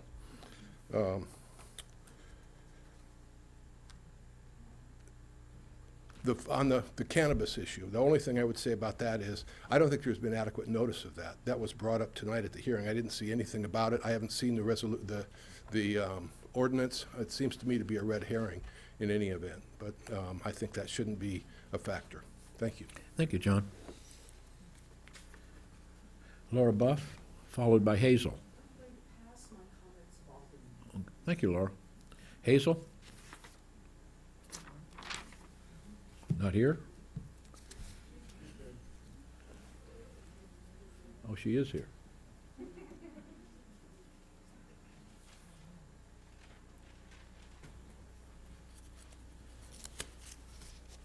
Good evening. Good evening, council members. My name is Hazel Martinson. When I heard about the annexation of Solvang, two words came to mind: who and why. Who would want to destroy such beauty in a world full of ugliness? And why would anyone agree to ruin so much of nature? The answer, of course, is greed, usually financed by evil old men with money. Our mayor, Councilwoman Jameson, and Hans Doos voted for this. What possible reason could they have, especially as two of them will run for re-election in November? In my opinion, these three are dictators who were never consulted. We were never consulted about annexation before they spent $46,000 of our taxes to research the issue. And to add insult to injury, we are not allowed to vote. I believe all who moved here had certain expectations. Allowing our council to ruin these expectations without a fight, I don't believe will happen. As a child, I listened to Churchill on the radio. The Nazis were 15 miles from the English coast. He repeated over and over that we would fight evil, that we would never surrender, that we would never give in. This attitude is what we need to save our Solvang. In November, we need to run real leaders for mayor and 3 council seats. Our leaders need ethics and a love for the beauty of our little city. Thank you. Thank you, Hazel. Chill, C-H-E-L-L-E. Did I pronounce it correctly? That's the only thing. Nope. Oh, okay. You got it. Mark Oliver, last one. Oh, that was number 5. You're right. I'm sorry. I have no other speaker slips. Does anyone else wish to speak at this time?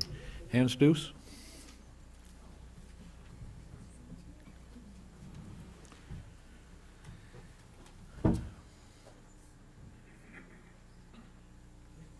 I'm still Hans Doos.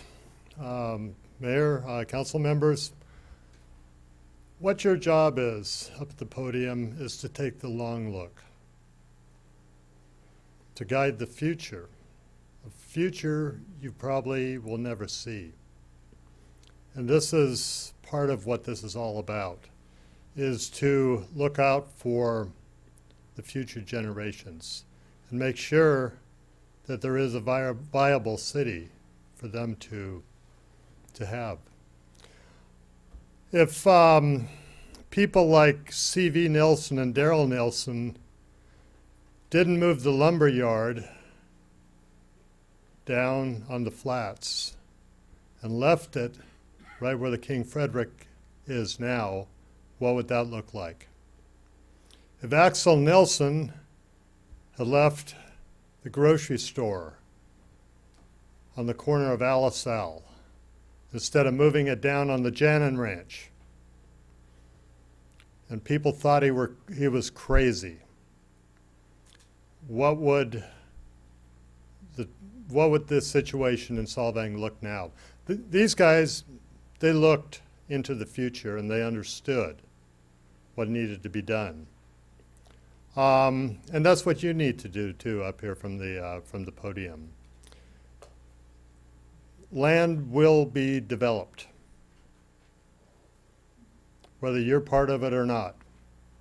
It won't happen in 10 years. It might happen in 30, but it will happen. And so that's what you folks need to look at. I think if you study a map of the original Danish-American colony here, I know it follows the western line of the Gregerson Ranch and the Bacardi Ranch. And I've always wanted to fly that and see exactly where it bumps into the river. I think on the west side, we're incorporating the land we're talking about very easily. So, do I like the scenarios up here? No. But the concept. Thank you. Thank you, Hans. Is there anyone else who wishes to speak at this time? Seeing none, before we bring it back to the council, we've been sitting here for 2 hours and 15 minutes. I think we need a break. So we'll take a break until 5 till, by that clock.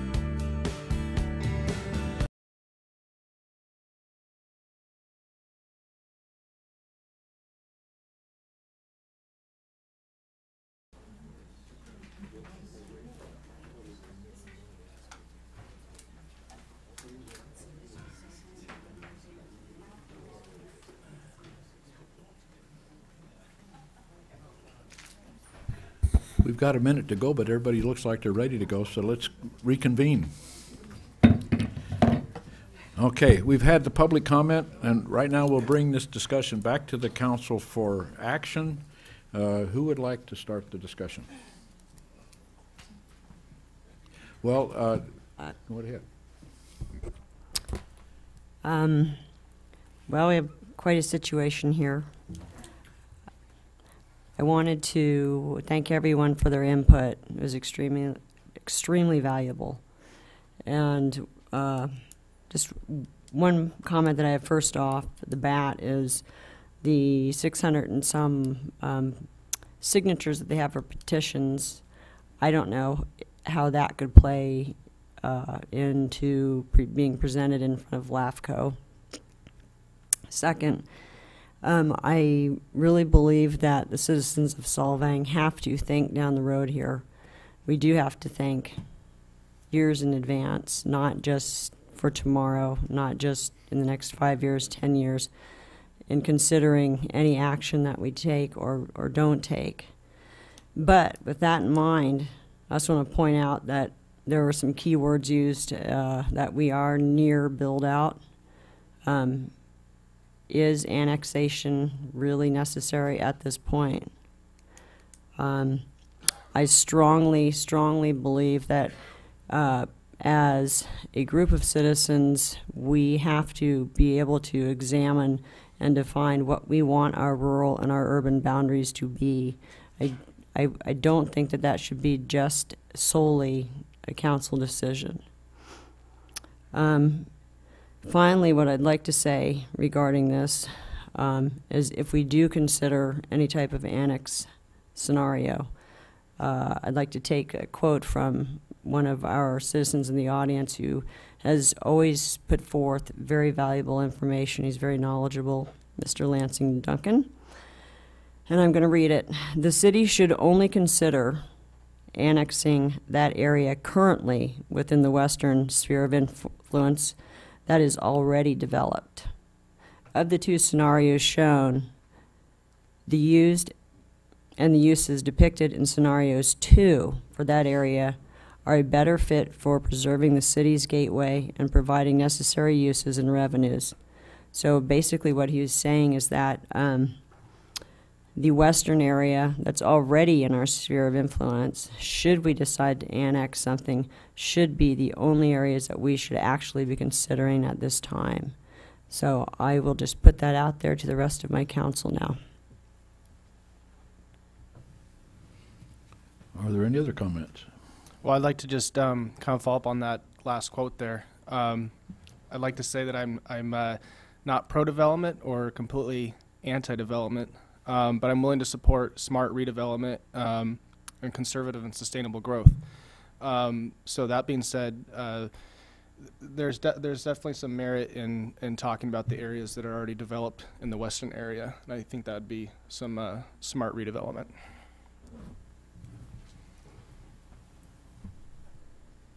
So my comment is kind of general and over-encompassing of just a perspective of being on council for a few years now and how things are done, and it's extremely inefficient and redundant, and to rely on this centralized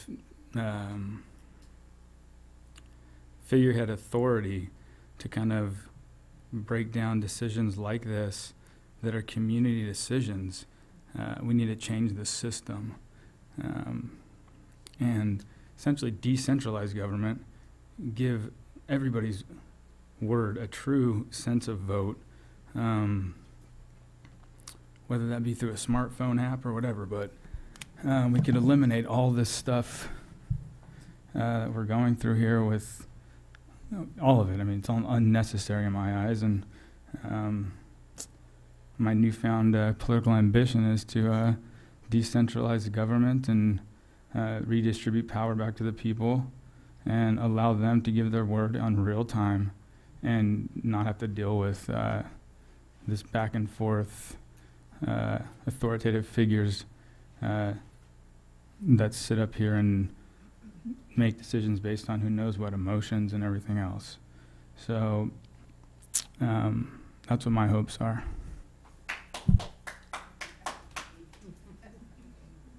Please, no applause. I tend to agree with Karen and with Ryan. I don't look at myself as an authoritarian figure. I look at myself as your representative. And believe me, I listen to you. I've read everything that you've written. Nancy Emerson and I have had a number of conversations. I am not happy with this report at all.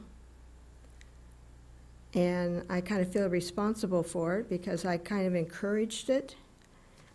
It went someplace that I never thought it would go. And I would tend to agree with Karen that we look at the area that's within our sphere of influence now and possibly see what the development can be there. I voted in favor of the study for a reason. My reasoning was we won't know what we're going after unless we have a study. We can sit around and guess and say it's wonderful, let's do something, but let's have a study first to see if it's feasible, to see if it's reasonable to extend the city limits.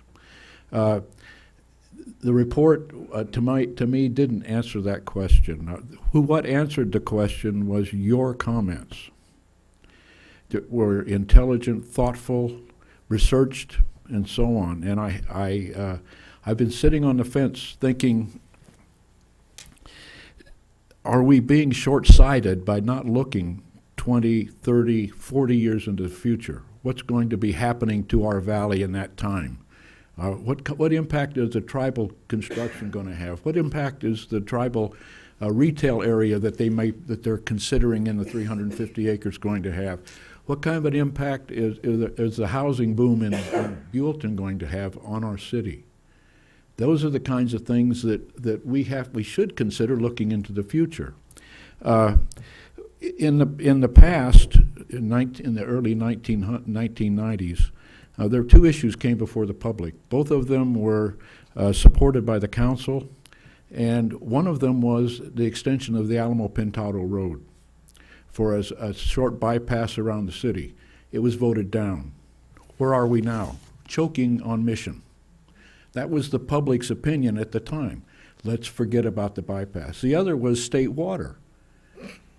State water, the public voted in favor of it because they were not giving sufficient information, but a lot of people were opposed to it. But where are we now? We have a water source, a fourth water source. So those are the kind of decisions that we have to look at is what's going to happen 20 or 30 years down the road. I have to agree with we have a sphere of influence. We can develop that sphere of influence already, but what are we going to do years down the road? Shall we kick this can down the road for another 5 or 10 years to reconsider annexation, or shall we do something about it now? The Planning Commission made a recommendation to us for us to terminate this process and to go into workshops and get the input from the city on what they would like to see done with that property, if anything. My own opinion is on the west end is to bring that grove of trees all the way into the city. That would be that tunnel is just so gorgeous, and it just opens up into a great area. I'm opposed to any construction or any building areas along that frontage area of 246 on the west end. If we do any development at all on the west end, it should be up against the river, just so that we have that beautiful flat area to look at with green areas. As far as on the northwest, I have an opinion. Maybe I shouldn't express it, but I have an opinion about what should be done over there, and I would rather work the west end than that northeast end of the city for annexation. So, and I agree with Karen and the others about if we're going to do any annexation, that would be the way to do it. I would like to propose that we terminate this process, that we look at scheduling workshops if that's what we're going to believe is going to work. because we have to consider the future. And evidently this study hasn't done that adequately for us. The zoning areas that are laid out in it, I don't agree with. I was hoping, in my naivety, that's a bad word, but that we could put a dotted line on a map and call it a sphere of influence, and we're done. But we can't. We have to show usage or imminent construction or something in that area before we can do it. We also have a sphere of influence in process that, or in effect, that with one dotted line we can connect all of our sphere of influence together into the city instead of having two spheres, and that'd be on the northeast side. Can you bring that up? Flip that up. You can see the sphere of influence right there. You see the dotted line where the jut out is on the red area? That could go straight across, and that would include all that area into one sphere of influence. That's just another thought. Okay. So, but I'm willing to listen to a motion or other considerations on my feelings on this this study. I just want to make another comment, if I may, please. I don't remember who it was that said that we should review or be aware of what the Community Services District is intending to do. They have three scenarios. One is to continue using our wastewater plant, and if we need to expand it, help us pay for the expansion. Two is to join with the tribe and possibly have their wastewater handled in a joint plant that may also service the Triangle property down the road. The third one is 3 areas within within what I still consider our sphere of influence. One is on the Ascari property. Can we get a map up that shows the one that's in Ag Reserve? You can bring that up. Okay. They are considering all 4 of those, well, no, they're considering the Ascari property, which is the long property, and then Richard Pollard's property, the one on the bottom, plus the property that the church has purchased. And then there's an area that's kind of connected to Richard's property that comes down to 246. So it's in that area, that gray area down right in there. And then another area is the area below Duff Mesa for their wastewater recycling plant. Now, I've been assured that the county will not let this happen, but they have created a blue ribbon committee, and they're going to have people within their district be on this blue ribbon committee. So if any of you live in the Community Services District and you want your opinion heard, I would definitely get on that committee if you could. They're not going to have very many people. And then they're going to decide which one of the 3 scenarios they're going to do. I asked them if they would allow people that are going to be affected by these possible locations of a wastewater recycling plant within our area, and they said, oh no, you're not in our district. These parcels of land are not in their district, so why are they even considering it? They need to have their wastewater treatment and recycling plant, I believe, within their own district. So I encourage any of you that happen to live in the San Ynez Community Services District, put an application in for their Blue Ribbon Committee, because Blue Ribbon Committees, unfortunately, do have a lot of power. That's all. So let's bring this back to what we're going to do this evening. I have one more comment, if I could, please. So, here we are in the middle of this study, feasibility study, and I can't help but think that we're not quite finished with it, because one of the key components that is missing are the hard figures and the numbers. So I'm I'm not suggesting to run the financial analysis on the entire parcels that have come up for sphere of influence or annexation. But if we are considering any type of annexing, and we were to consider the western area under our already sphere of influence, that is where I would want to see some numbers and some hard financial data regarding revenues and uses. So I've been on other boards where we have stopped a process, where we have paid a lot of money to attorneys and consultants, and I have had them stop right in the middle. And it's not a good feeling to leave something incomplete. I wasn't party to starting this feasibility study, but I don't think it was a bad idea to do this, because obviously there's a lot of concern and question as to whether we should. So I would be in support of running some financial figures and completing that aspect of this study. I'd like to add to that, because we get caught up so much on the monetary, the money, what we're going to make, and what it's going to cost. What does it end up being? Probably nothing. So can we quantify the well-being or the quality of life and the impact that this development, or whatever it ends up being, has on our current status of self? That would be really nice to have in the study. If I may, yes. Response to Councilmember Waite.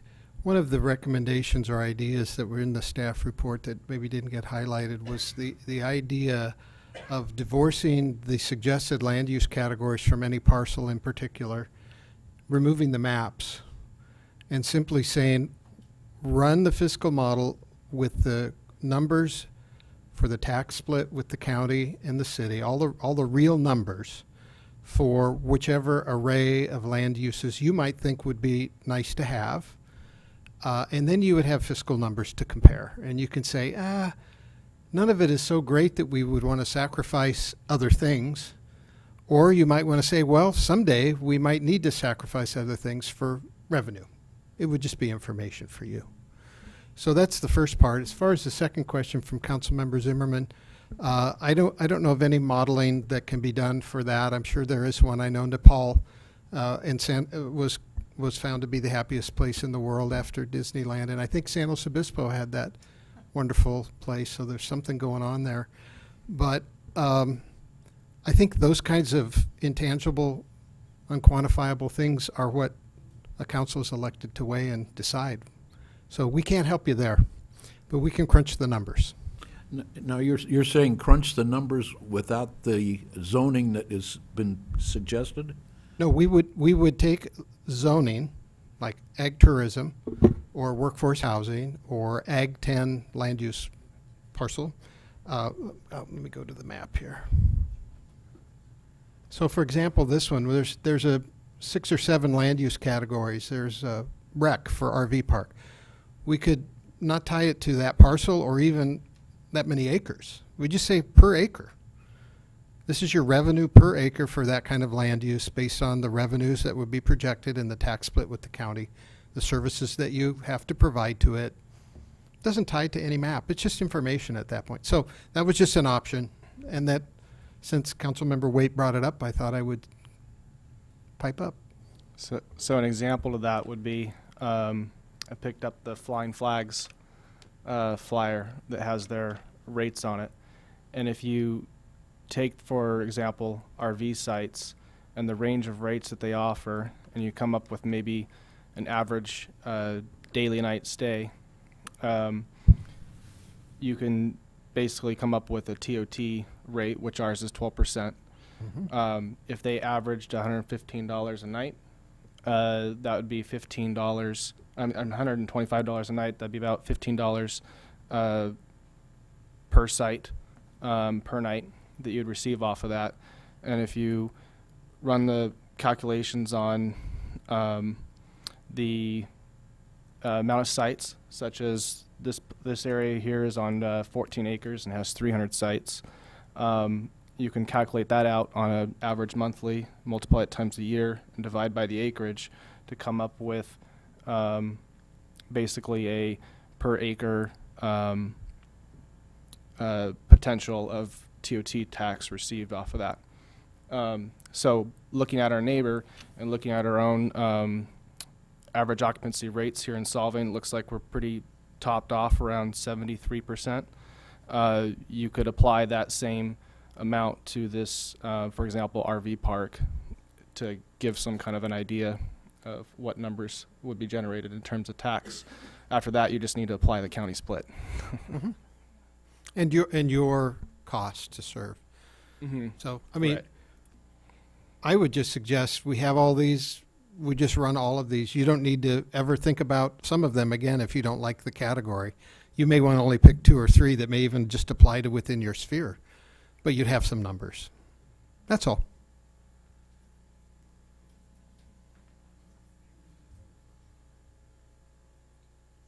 Any more thoughts?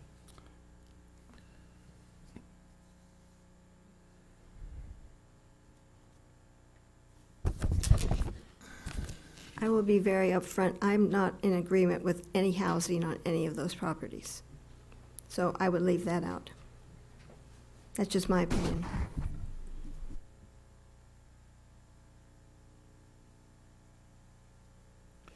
The staff recommendations are that the City Council consider the presentation of the staff and the consultant team. We've done that. Consider the recommendation of the Planning Commission and receive public testimony regarding the 4 land use scenarios under consideration. Now, have we discussed the recommendation from the Planning Commission? Do we want to follow that or not? Personally, I feel that we have some water, we got wastewater, unsustainable pension plan growth. We've got major traffic problems. I think that before trying to create more problems, we need to be at least focusing on a more political, economic, and social model that's self-sustaining and doesn't depend on growth. I think we need to get control of some of those things prior to going out and trying to, for example, just looking at the numbers and saying we need more revenue, so go plop an RV park over here or go plop this here. So I would feel that the very least we need is some kind of a workshop where all these things are discussed prior to taking any action on this. So, and then after that, I feel strongly that it should go to a public vote. Any comments along those lines? Yeah, I could back that up. I'll support that. Yeah, I mean, I definitely support public vote and workshops. I'd still like to see some numbers, but I can go along with more input from the public. We've had tremendous input from the public, and that's who we are here to serve. And I do realize that we do have to look down the road, and we do have to look to the future. But I think it's really important to hear from the public as they are now. So you go ahead, Jen. Holly, what are the elements that we need to be looking at? But at this time, there's no state requirement to update our land use and circulation elements, but they are from 2008, and that is customarily the time to involve a great deal of public input with workshops and charrettes, stakeholders committee meetings, and it's a long process. It is a visioning process. I think there are probably people here who went through that in 2008. I wasn't around for that here. That said, it's a commitment from council in terms of funding that and a selection of consultants. Because it's a public facilitation process, it's would benefit from professional guidance. It wouldn't happen this year. I would just want to make sure that the public is well aware of the fact that in order to do the workshops, that in itself is going to also be an expense. So I guess it would depend on where the public is okay with us spending money at this point. Like I said, I hate to leave a study in the middle of it, but I will go along with whatever my council suggests at this point, because I think we're very much on this, or the majority of us are on the same track.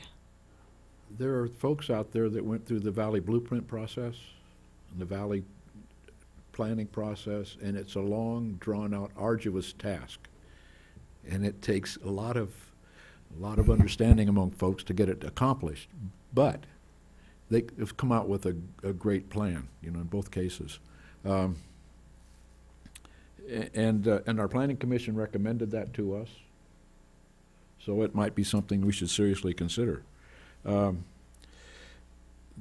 the third recommendation is to modify or accept the land use scenarios presented by the consultants and proceed with the fiscal modeling component of the study.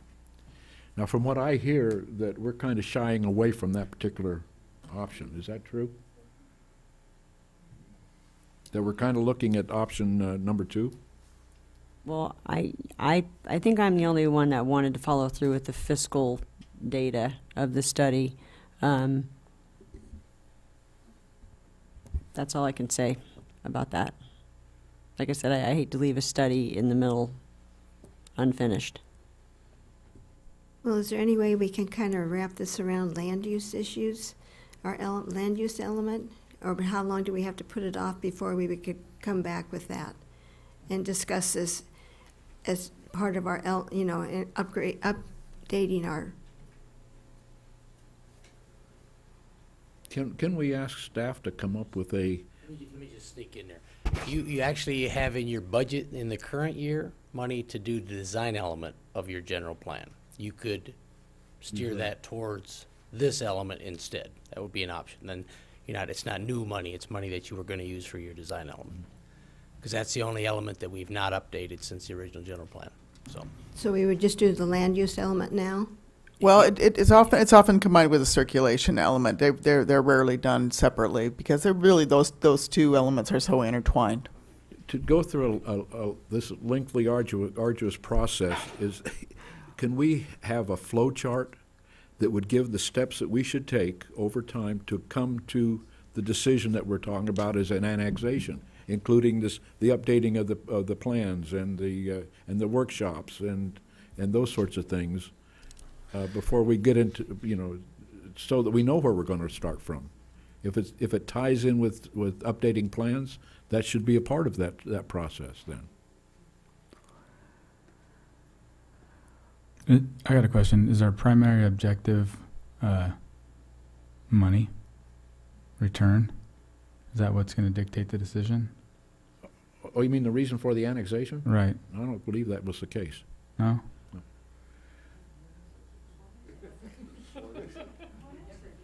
In my own mind, the money was not the question. It was the projecting of our boundaries. I believe, though, that for the message that I received, and again, I'm relatively new to this process. I've only been here a year, but from the message I received, this was an analysis to see if this was even possible. Why there would be no reason to analyze this if it was going to be if it was anything but revenue neutral, because that's our fiscal responsibility. Is to not to encumber future generations with costs due to an action that we take. So the analysis is done to see where that lands, and that was why we're not. It's not necessarily about making money, but at the very least, you would want to be revenue neutral in any situation, any annexation, really. So that said, you know, the visioning process is a valuable one, and there's much community input. But and Brad is right to be able to shift monies around. That's at council's discretion. It would take more than what's there now. Our design guidelines was requested to be looked at for an update. It's from 1988. So, you know, you take your pick of where you would want to allocate resources, and we could go out and get some rough estimates as to what it would cost, but it won't happen. That process would come after an RFP process to select appropriate team to lead the city through that visioning process. It's beyond my skill set, I'll be frank. Comments? Well, maybe that's what we need to ask, what she just said. We need to ask to go forward with it and have her give us some numbers, some estimates of what it might cost. That's kind of the flow chart of right. of what we're trying to accomplish. Well, I think if you're going to do a visioning process, you probably do want to at least know the numbers for some of these uses. The ultimate question is, do we want to look to the future and annex property to preserve the city limits or not? And so we should, and that's what this study was about, was to discover that. We have the public saying stop. Mm-hmm. Now they don't maybe they don't see the future like we're kind of required to see it, to see what's happening. But I think that what I'm going to suggest right now is that we might want to table this item until we can come up with a working scenario that we can analyze, and then bring it back to the council and decide if we want to go through that entire process or not, or start that process at least. And because right now we're kind of stymied as to what we're doing this evening. We've got a lot of information to consider, and I think that we're kind of not making much headway. Well, okay, I think that we have to get real here, and the reason I'm sitting here even thinking the word annexation is for financial reasons. And I think in most areas, the minute you start speaking sphere of influence and annexation, you're talking revenue. It's because the city wants to increase their revenues. So with that in mind, I think that is the real issue at hand, and I think that's why that came up to begin with. I don't think it was just to make the city of Solvang bigger for no reason, and I had nothing to do with the original study. So if we don't feel that we need to increase the revenues at this point, if we feel that we're fine in a good financial situation, if we want to maintain our green space, and we do trust that the county will maintain and preserve the ag land as they say they will, I'm going to have to just go back to the only area we ought to be considering would be something that's already in our sphere of influence. And if we have to table the study, then so be it. I don't know where else to go with this, but to me, annexation does mean revenues, and I'm not so sure that we need to do this. I would look towards internal growth within the city. I know we have businesses already that could use improvement. I know there's a lot within our boundaries this current day that could use help, struggling businesses. So that's my final opinion.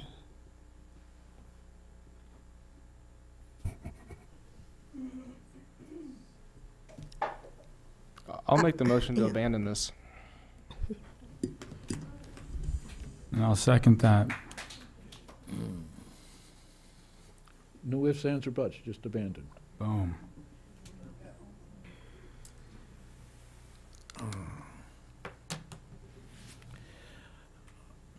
I'd like to make a substitute motion. My substitute motion is to table the item and to set a potential flow of what it takes to complete the annexation and make the decision at that time whether to abandon the process.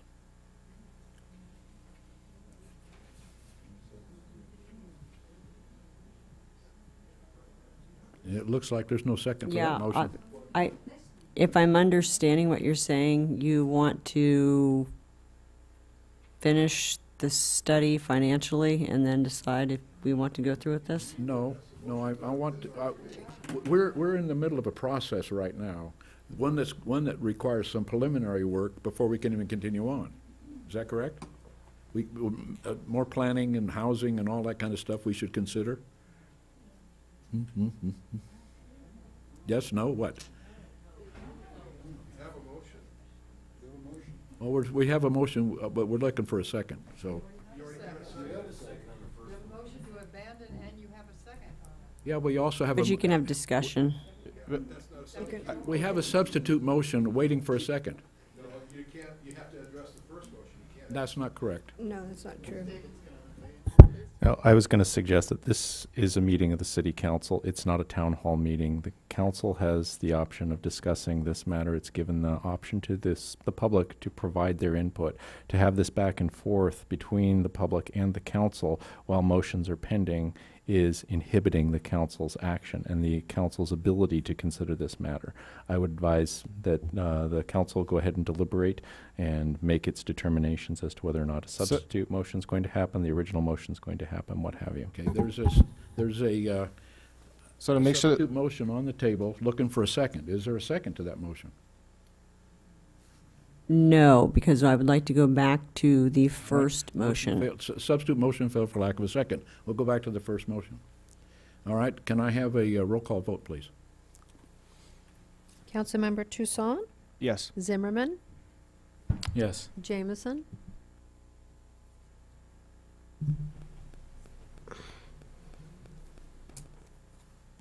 Yes. Wait. Yes. Mayor Richardson? And I'll say yes also. 5-0 pass. We have terminated we've terminated the annexing process. Thank you, Mr. Foote, for your contribution. And thank you all for the emails we've received and for your sincere comments and for your research and things. I want to tell you that personally, your emails and discussions have really changed my mind. I was hell-bent for yes and annexation, but in listening to the thoughtful presentations and emails, you've educated me, and I've since mellowed. So with that, if any of you would like to leave at this time, you may. We'll take just a couple of minutes while you have the opportunity to leave.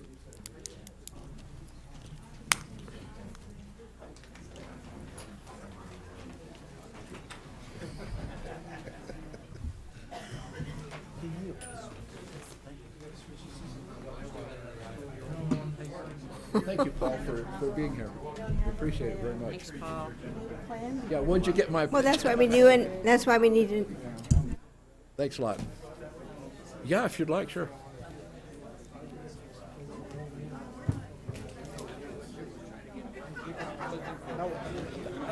I was looking for an up-to-date. Yeah, there's just no way I can.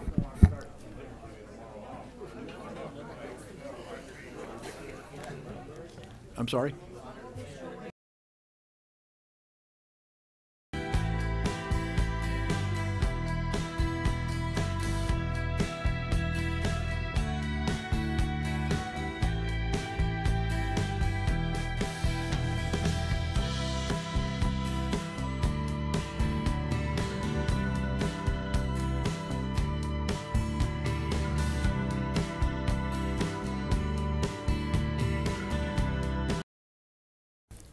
You read the item in, please. Item 7, Waste Management Contract Extension. Staff report. Mr. Mayor, members of the council, This item is to talk about your contract for solid waste services. The current contract expires in June 30th of 2018, and Waste Management doing business, or Health Sanitation Services doing business with Waste Management, has been the franchise provider since 1988, with two additions to that. That current, as I said, that current contract would expire in the end of July, June, I'm sorry. So at the August meeting of last year, you created an ad hoc subcommittee of Mayor Richardson and Councilmember Toussaint, and that subcommittee has been meeting to address the issue of our franchise agreement. And you've got a recommendation by that committee to extend the contract for a 10-year period. And in that, there are, in those 10 years, there's 5 years of freezing of the residential and commercial rates. So that's a quick summary. The mayor did ask that Waste Management provide a presentation, so I think I'm going to ask Dan to come up and give a little PowerPoint on Waste Management before we finish the item. Welcome. Mayor Richardson and Council, good evening, and good evening to the residents and business owners of Solvang. I'm Dan Harris, the District Manager for Health Sanitation Services, Waste Management. As Brad reminded us, back on August 28th of last year, this council asked Waste Management to meet with an ad hoc committee consisting of the City Manager, Brad Vidro, Mayor Jim Richardson, and Councilman Ryan Toussaint to discuss possible enhancements to the service contract between Waste Management and the City of Solvang. I'd like to say thank you to Brad and Jim and Ryan for their patience and their work over the 6 months that we took to complete this. As a result of our meetings and negotiations, we are pleased to present one of the most comprehensive lists of services offered by anyone anywhere in the industry today. Also included in this package is a 60% reduction in the cost of living increases throughout the term of the agreement. I put together half a dozen slides. We'll be able to push through these pretty quick. These are highlighting the services that we provide outside of this routine commercial and residential collection, as well as some of the things that we're going to be adding.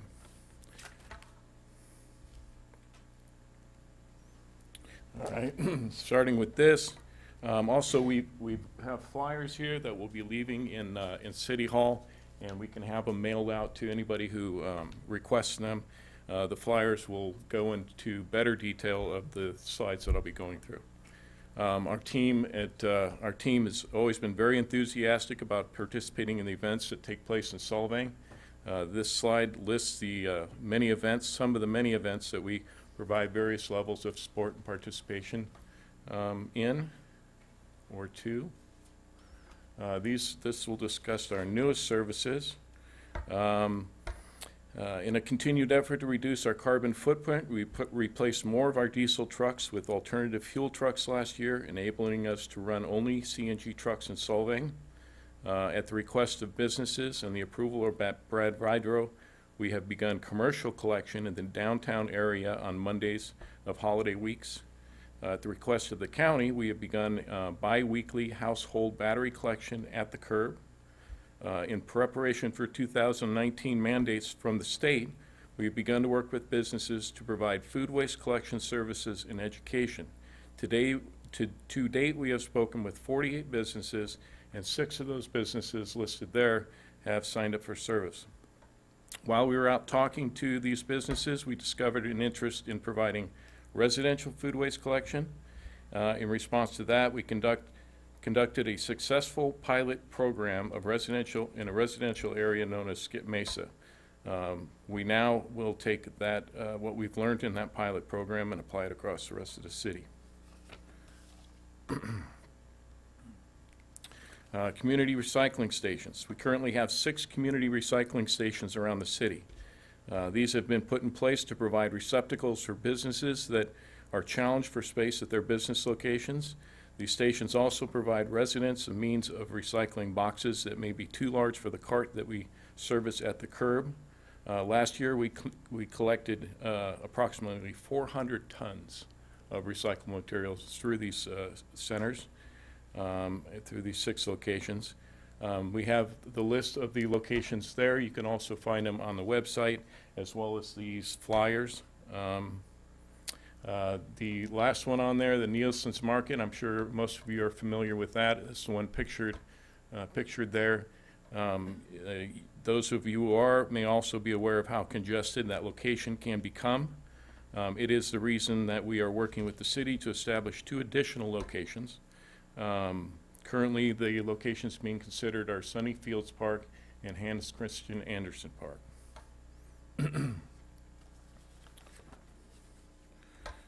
Bulky waste drop-off. Bulky collection and drop-off services were established to provide a way to dispose of items that do not fit into the residential cart or items that require special processing or handling.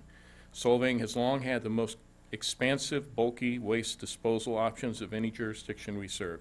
We facilitate 4 drop-off events per year in town, as well as the collection of up to 5 items twice a year at the curb. We also allow for unlimited year-round drop-off at our recycling facility in Buellton. Last year, we went out 242 times to provide free curbside collection of bulky items in Solvang, and at our drop-off events in town, we collected approximately 4 tons of green waste, 10 tons of trash, and various recyclable items such as scrap metal, mattresses, and appliances. Buellton Yard. So we not only take bulkies at the Buellton Yard, we also accept recyclable household hazardous wastes listed there on the left, as well as recyclable non-hazardous waste on the right. Our Buellton Recycling Center is also a state-certified buyback center, which means that anyone from anywhere can bring in their CRV materials and have them redeemed for cash. We have on this flyer again better detail of those materials, and on the website, as well as the flyer, business hours, address, etc. At your door service. This one is a service that we're most proud and excited to offer. Solvang will be the first city on the Central Coast that has this service. The next nearest cities that have this service are in LA County and the cities of Calabasas, Hidden Hills, and Agoura Hills. The hub will be placed in Buellton, which means that area businesses will have additional options for managing their special waste. Sponsorship is required, and it has been secured through the Santa Ynez Band of Chumash Indians. We have already begun with the infrastructure improvements and the permitting, and the service will be available beginning 2020. And I have a little short 4-minute video. You just, desktop, upper right corner. That one.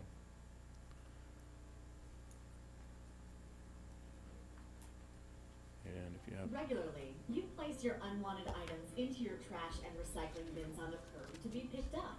Did you know that there are items that do not belong in your trash cans, such as paint, pesticides, motor oil, batteries, gasoline, household cleaners, electronics, and more?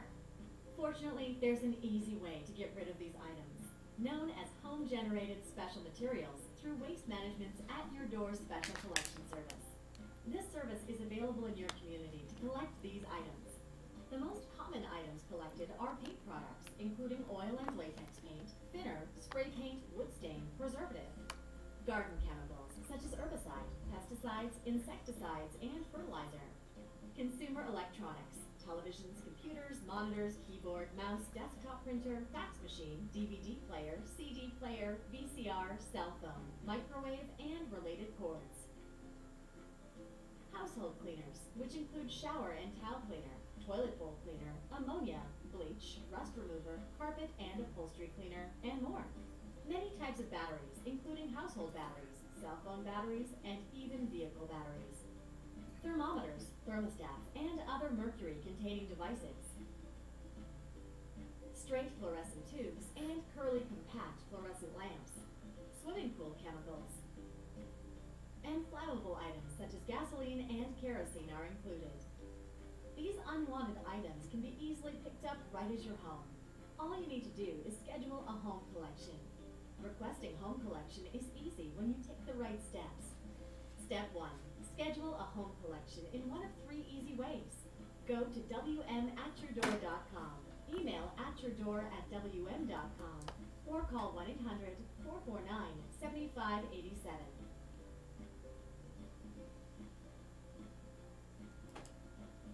You will be asked several questions, including your address and the type and amount of materials to be picked up.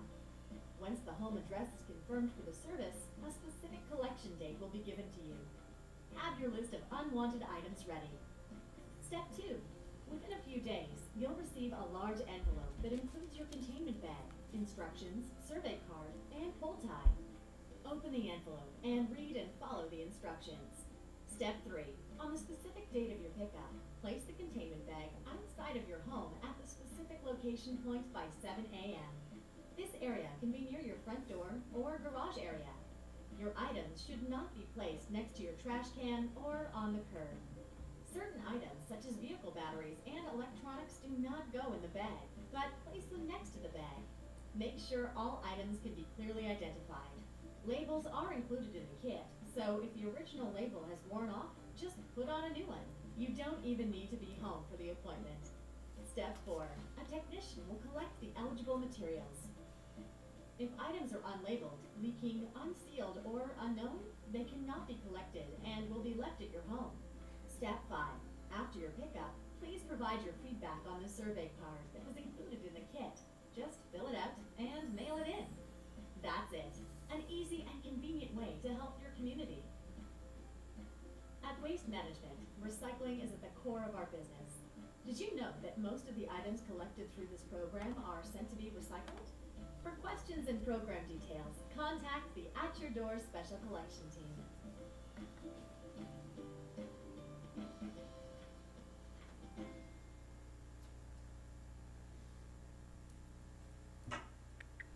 Yeah. All right. Well, in closing, I started out in this business over 35 years ago, driving for a small 3-truck operation in Ventura County. Since then, I've spent most of those years in a truck, providing services, experiencing the challenges and observing opportunities.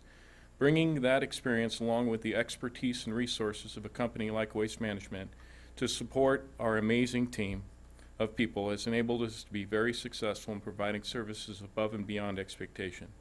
It has also positioned us to confidently offer the service package that sits before you this evening, and we thank you for your consideration. We would also like to thank the residents and business owners of Solvang. Their cooperation enables us to move safely through their streets each day and provide effective management of their very diverse waste streams. Any questions? Well, Dan, I want to thank you for your consideration and for your attention to what we're concerned about, and your willingness to discuss it and to come to a great solution for the benefit of the people in the city.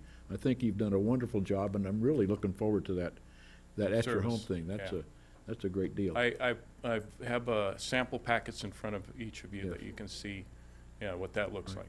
So again, thank you. So any other would like any comments? I just want to thank you for hanging out with us through all. Oh, hey, they got to get up. I know. Thank you. Yeah. Quick question.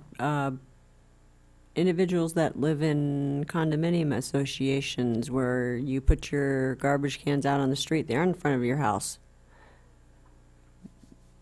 As far as collection. At your door service? Yeah. It'd be off the porch. You'd have to have, as long as you have a porch.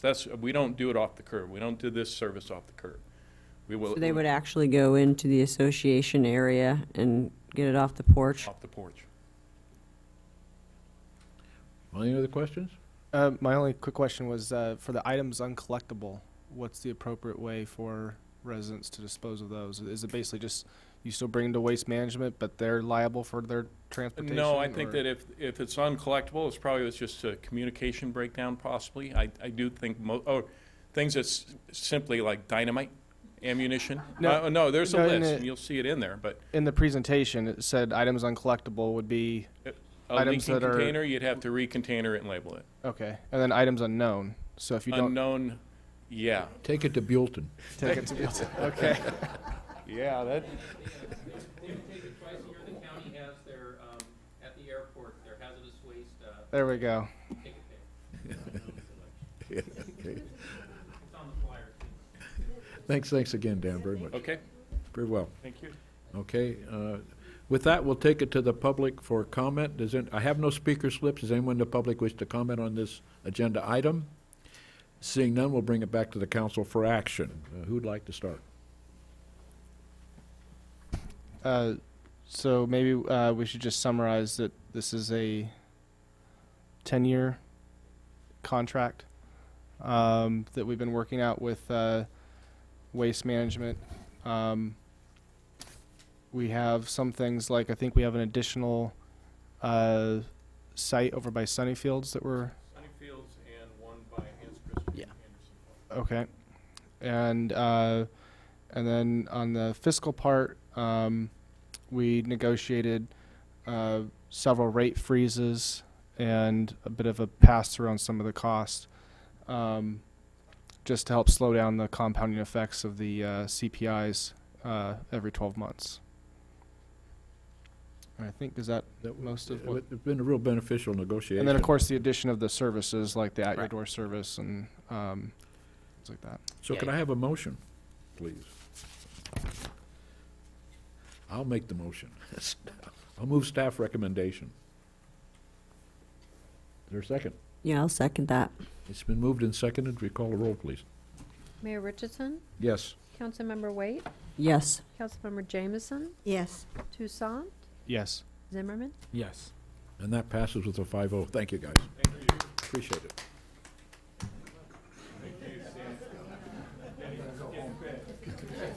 Thank you. Oh, yeah.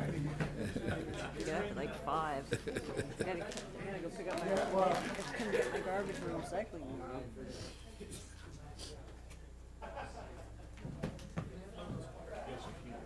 Things in there shouldn't be.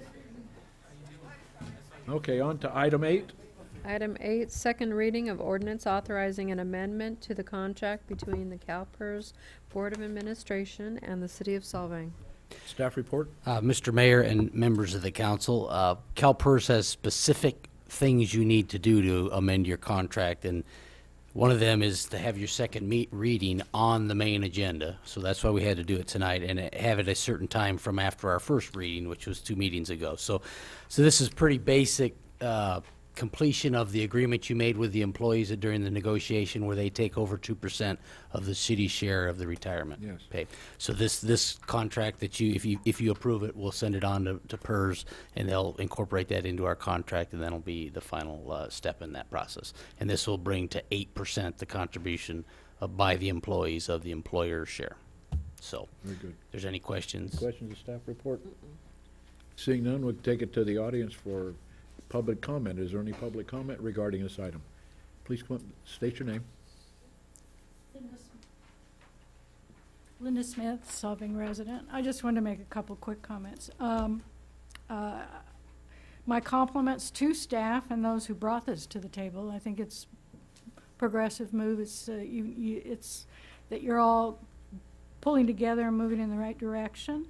And also my compliments to Mayor Richardson and City Manager Brad Vidro for hosting that regional meeting regarding CalPERS. I think it's a fantastic meeting, and I don't really know, but I'm hoping Solvang's not quite on the brink of that cliff that so many cities are. But I think it's important to be progressive and get this out there and start working on it. Solvang has been run well, it appears to me. However, with the number of retirees almost equal to the number of employees, and the addition of accelerating the payments from 30 years to 20 years, that's going to increase the expenses somewhat. And then also with the unpredictable and exponential growth of payments.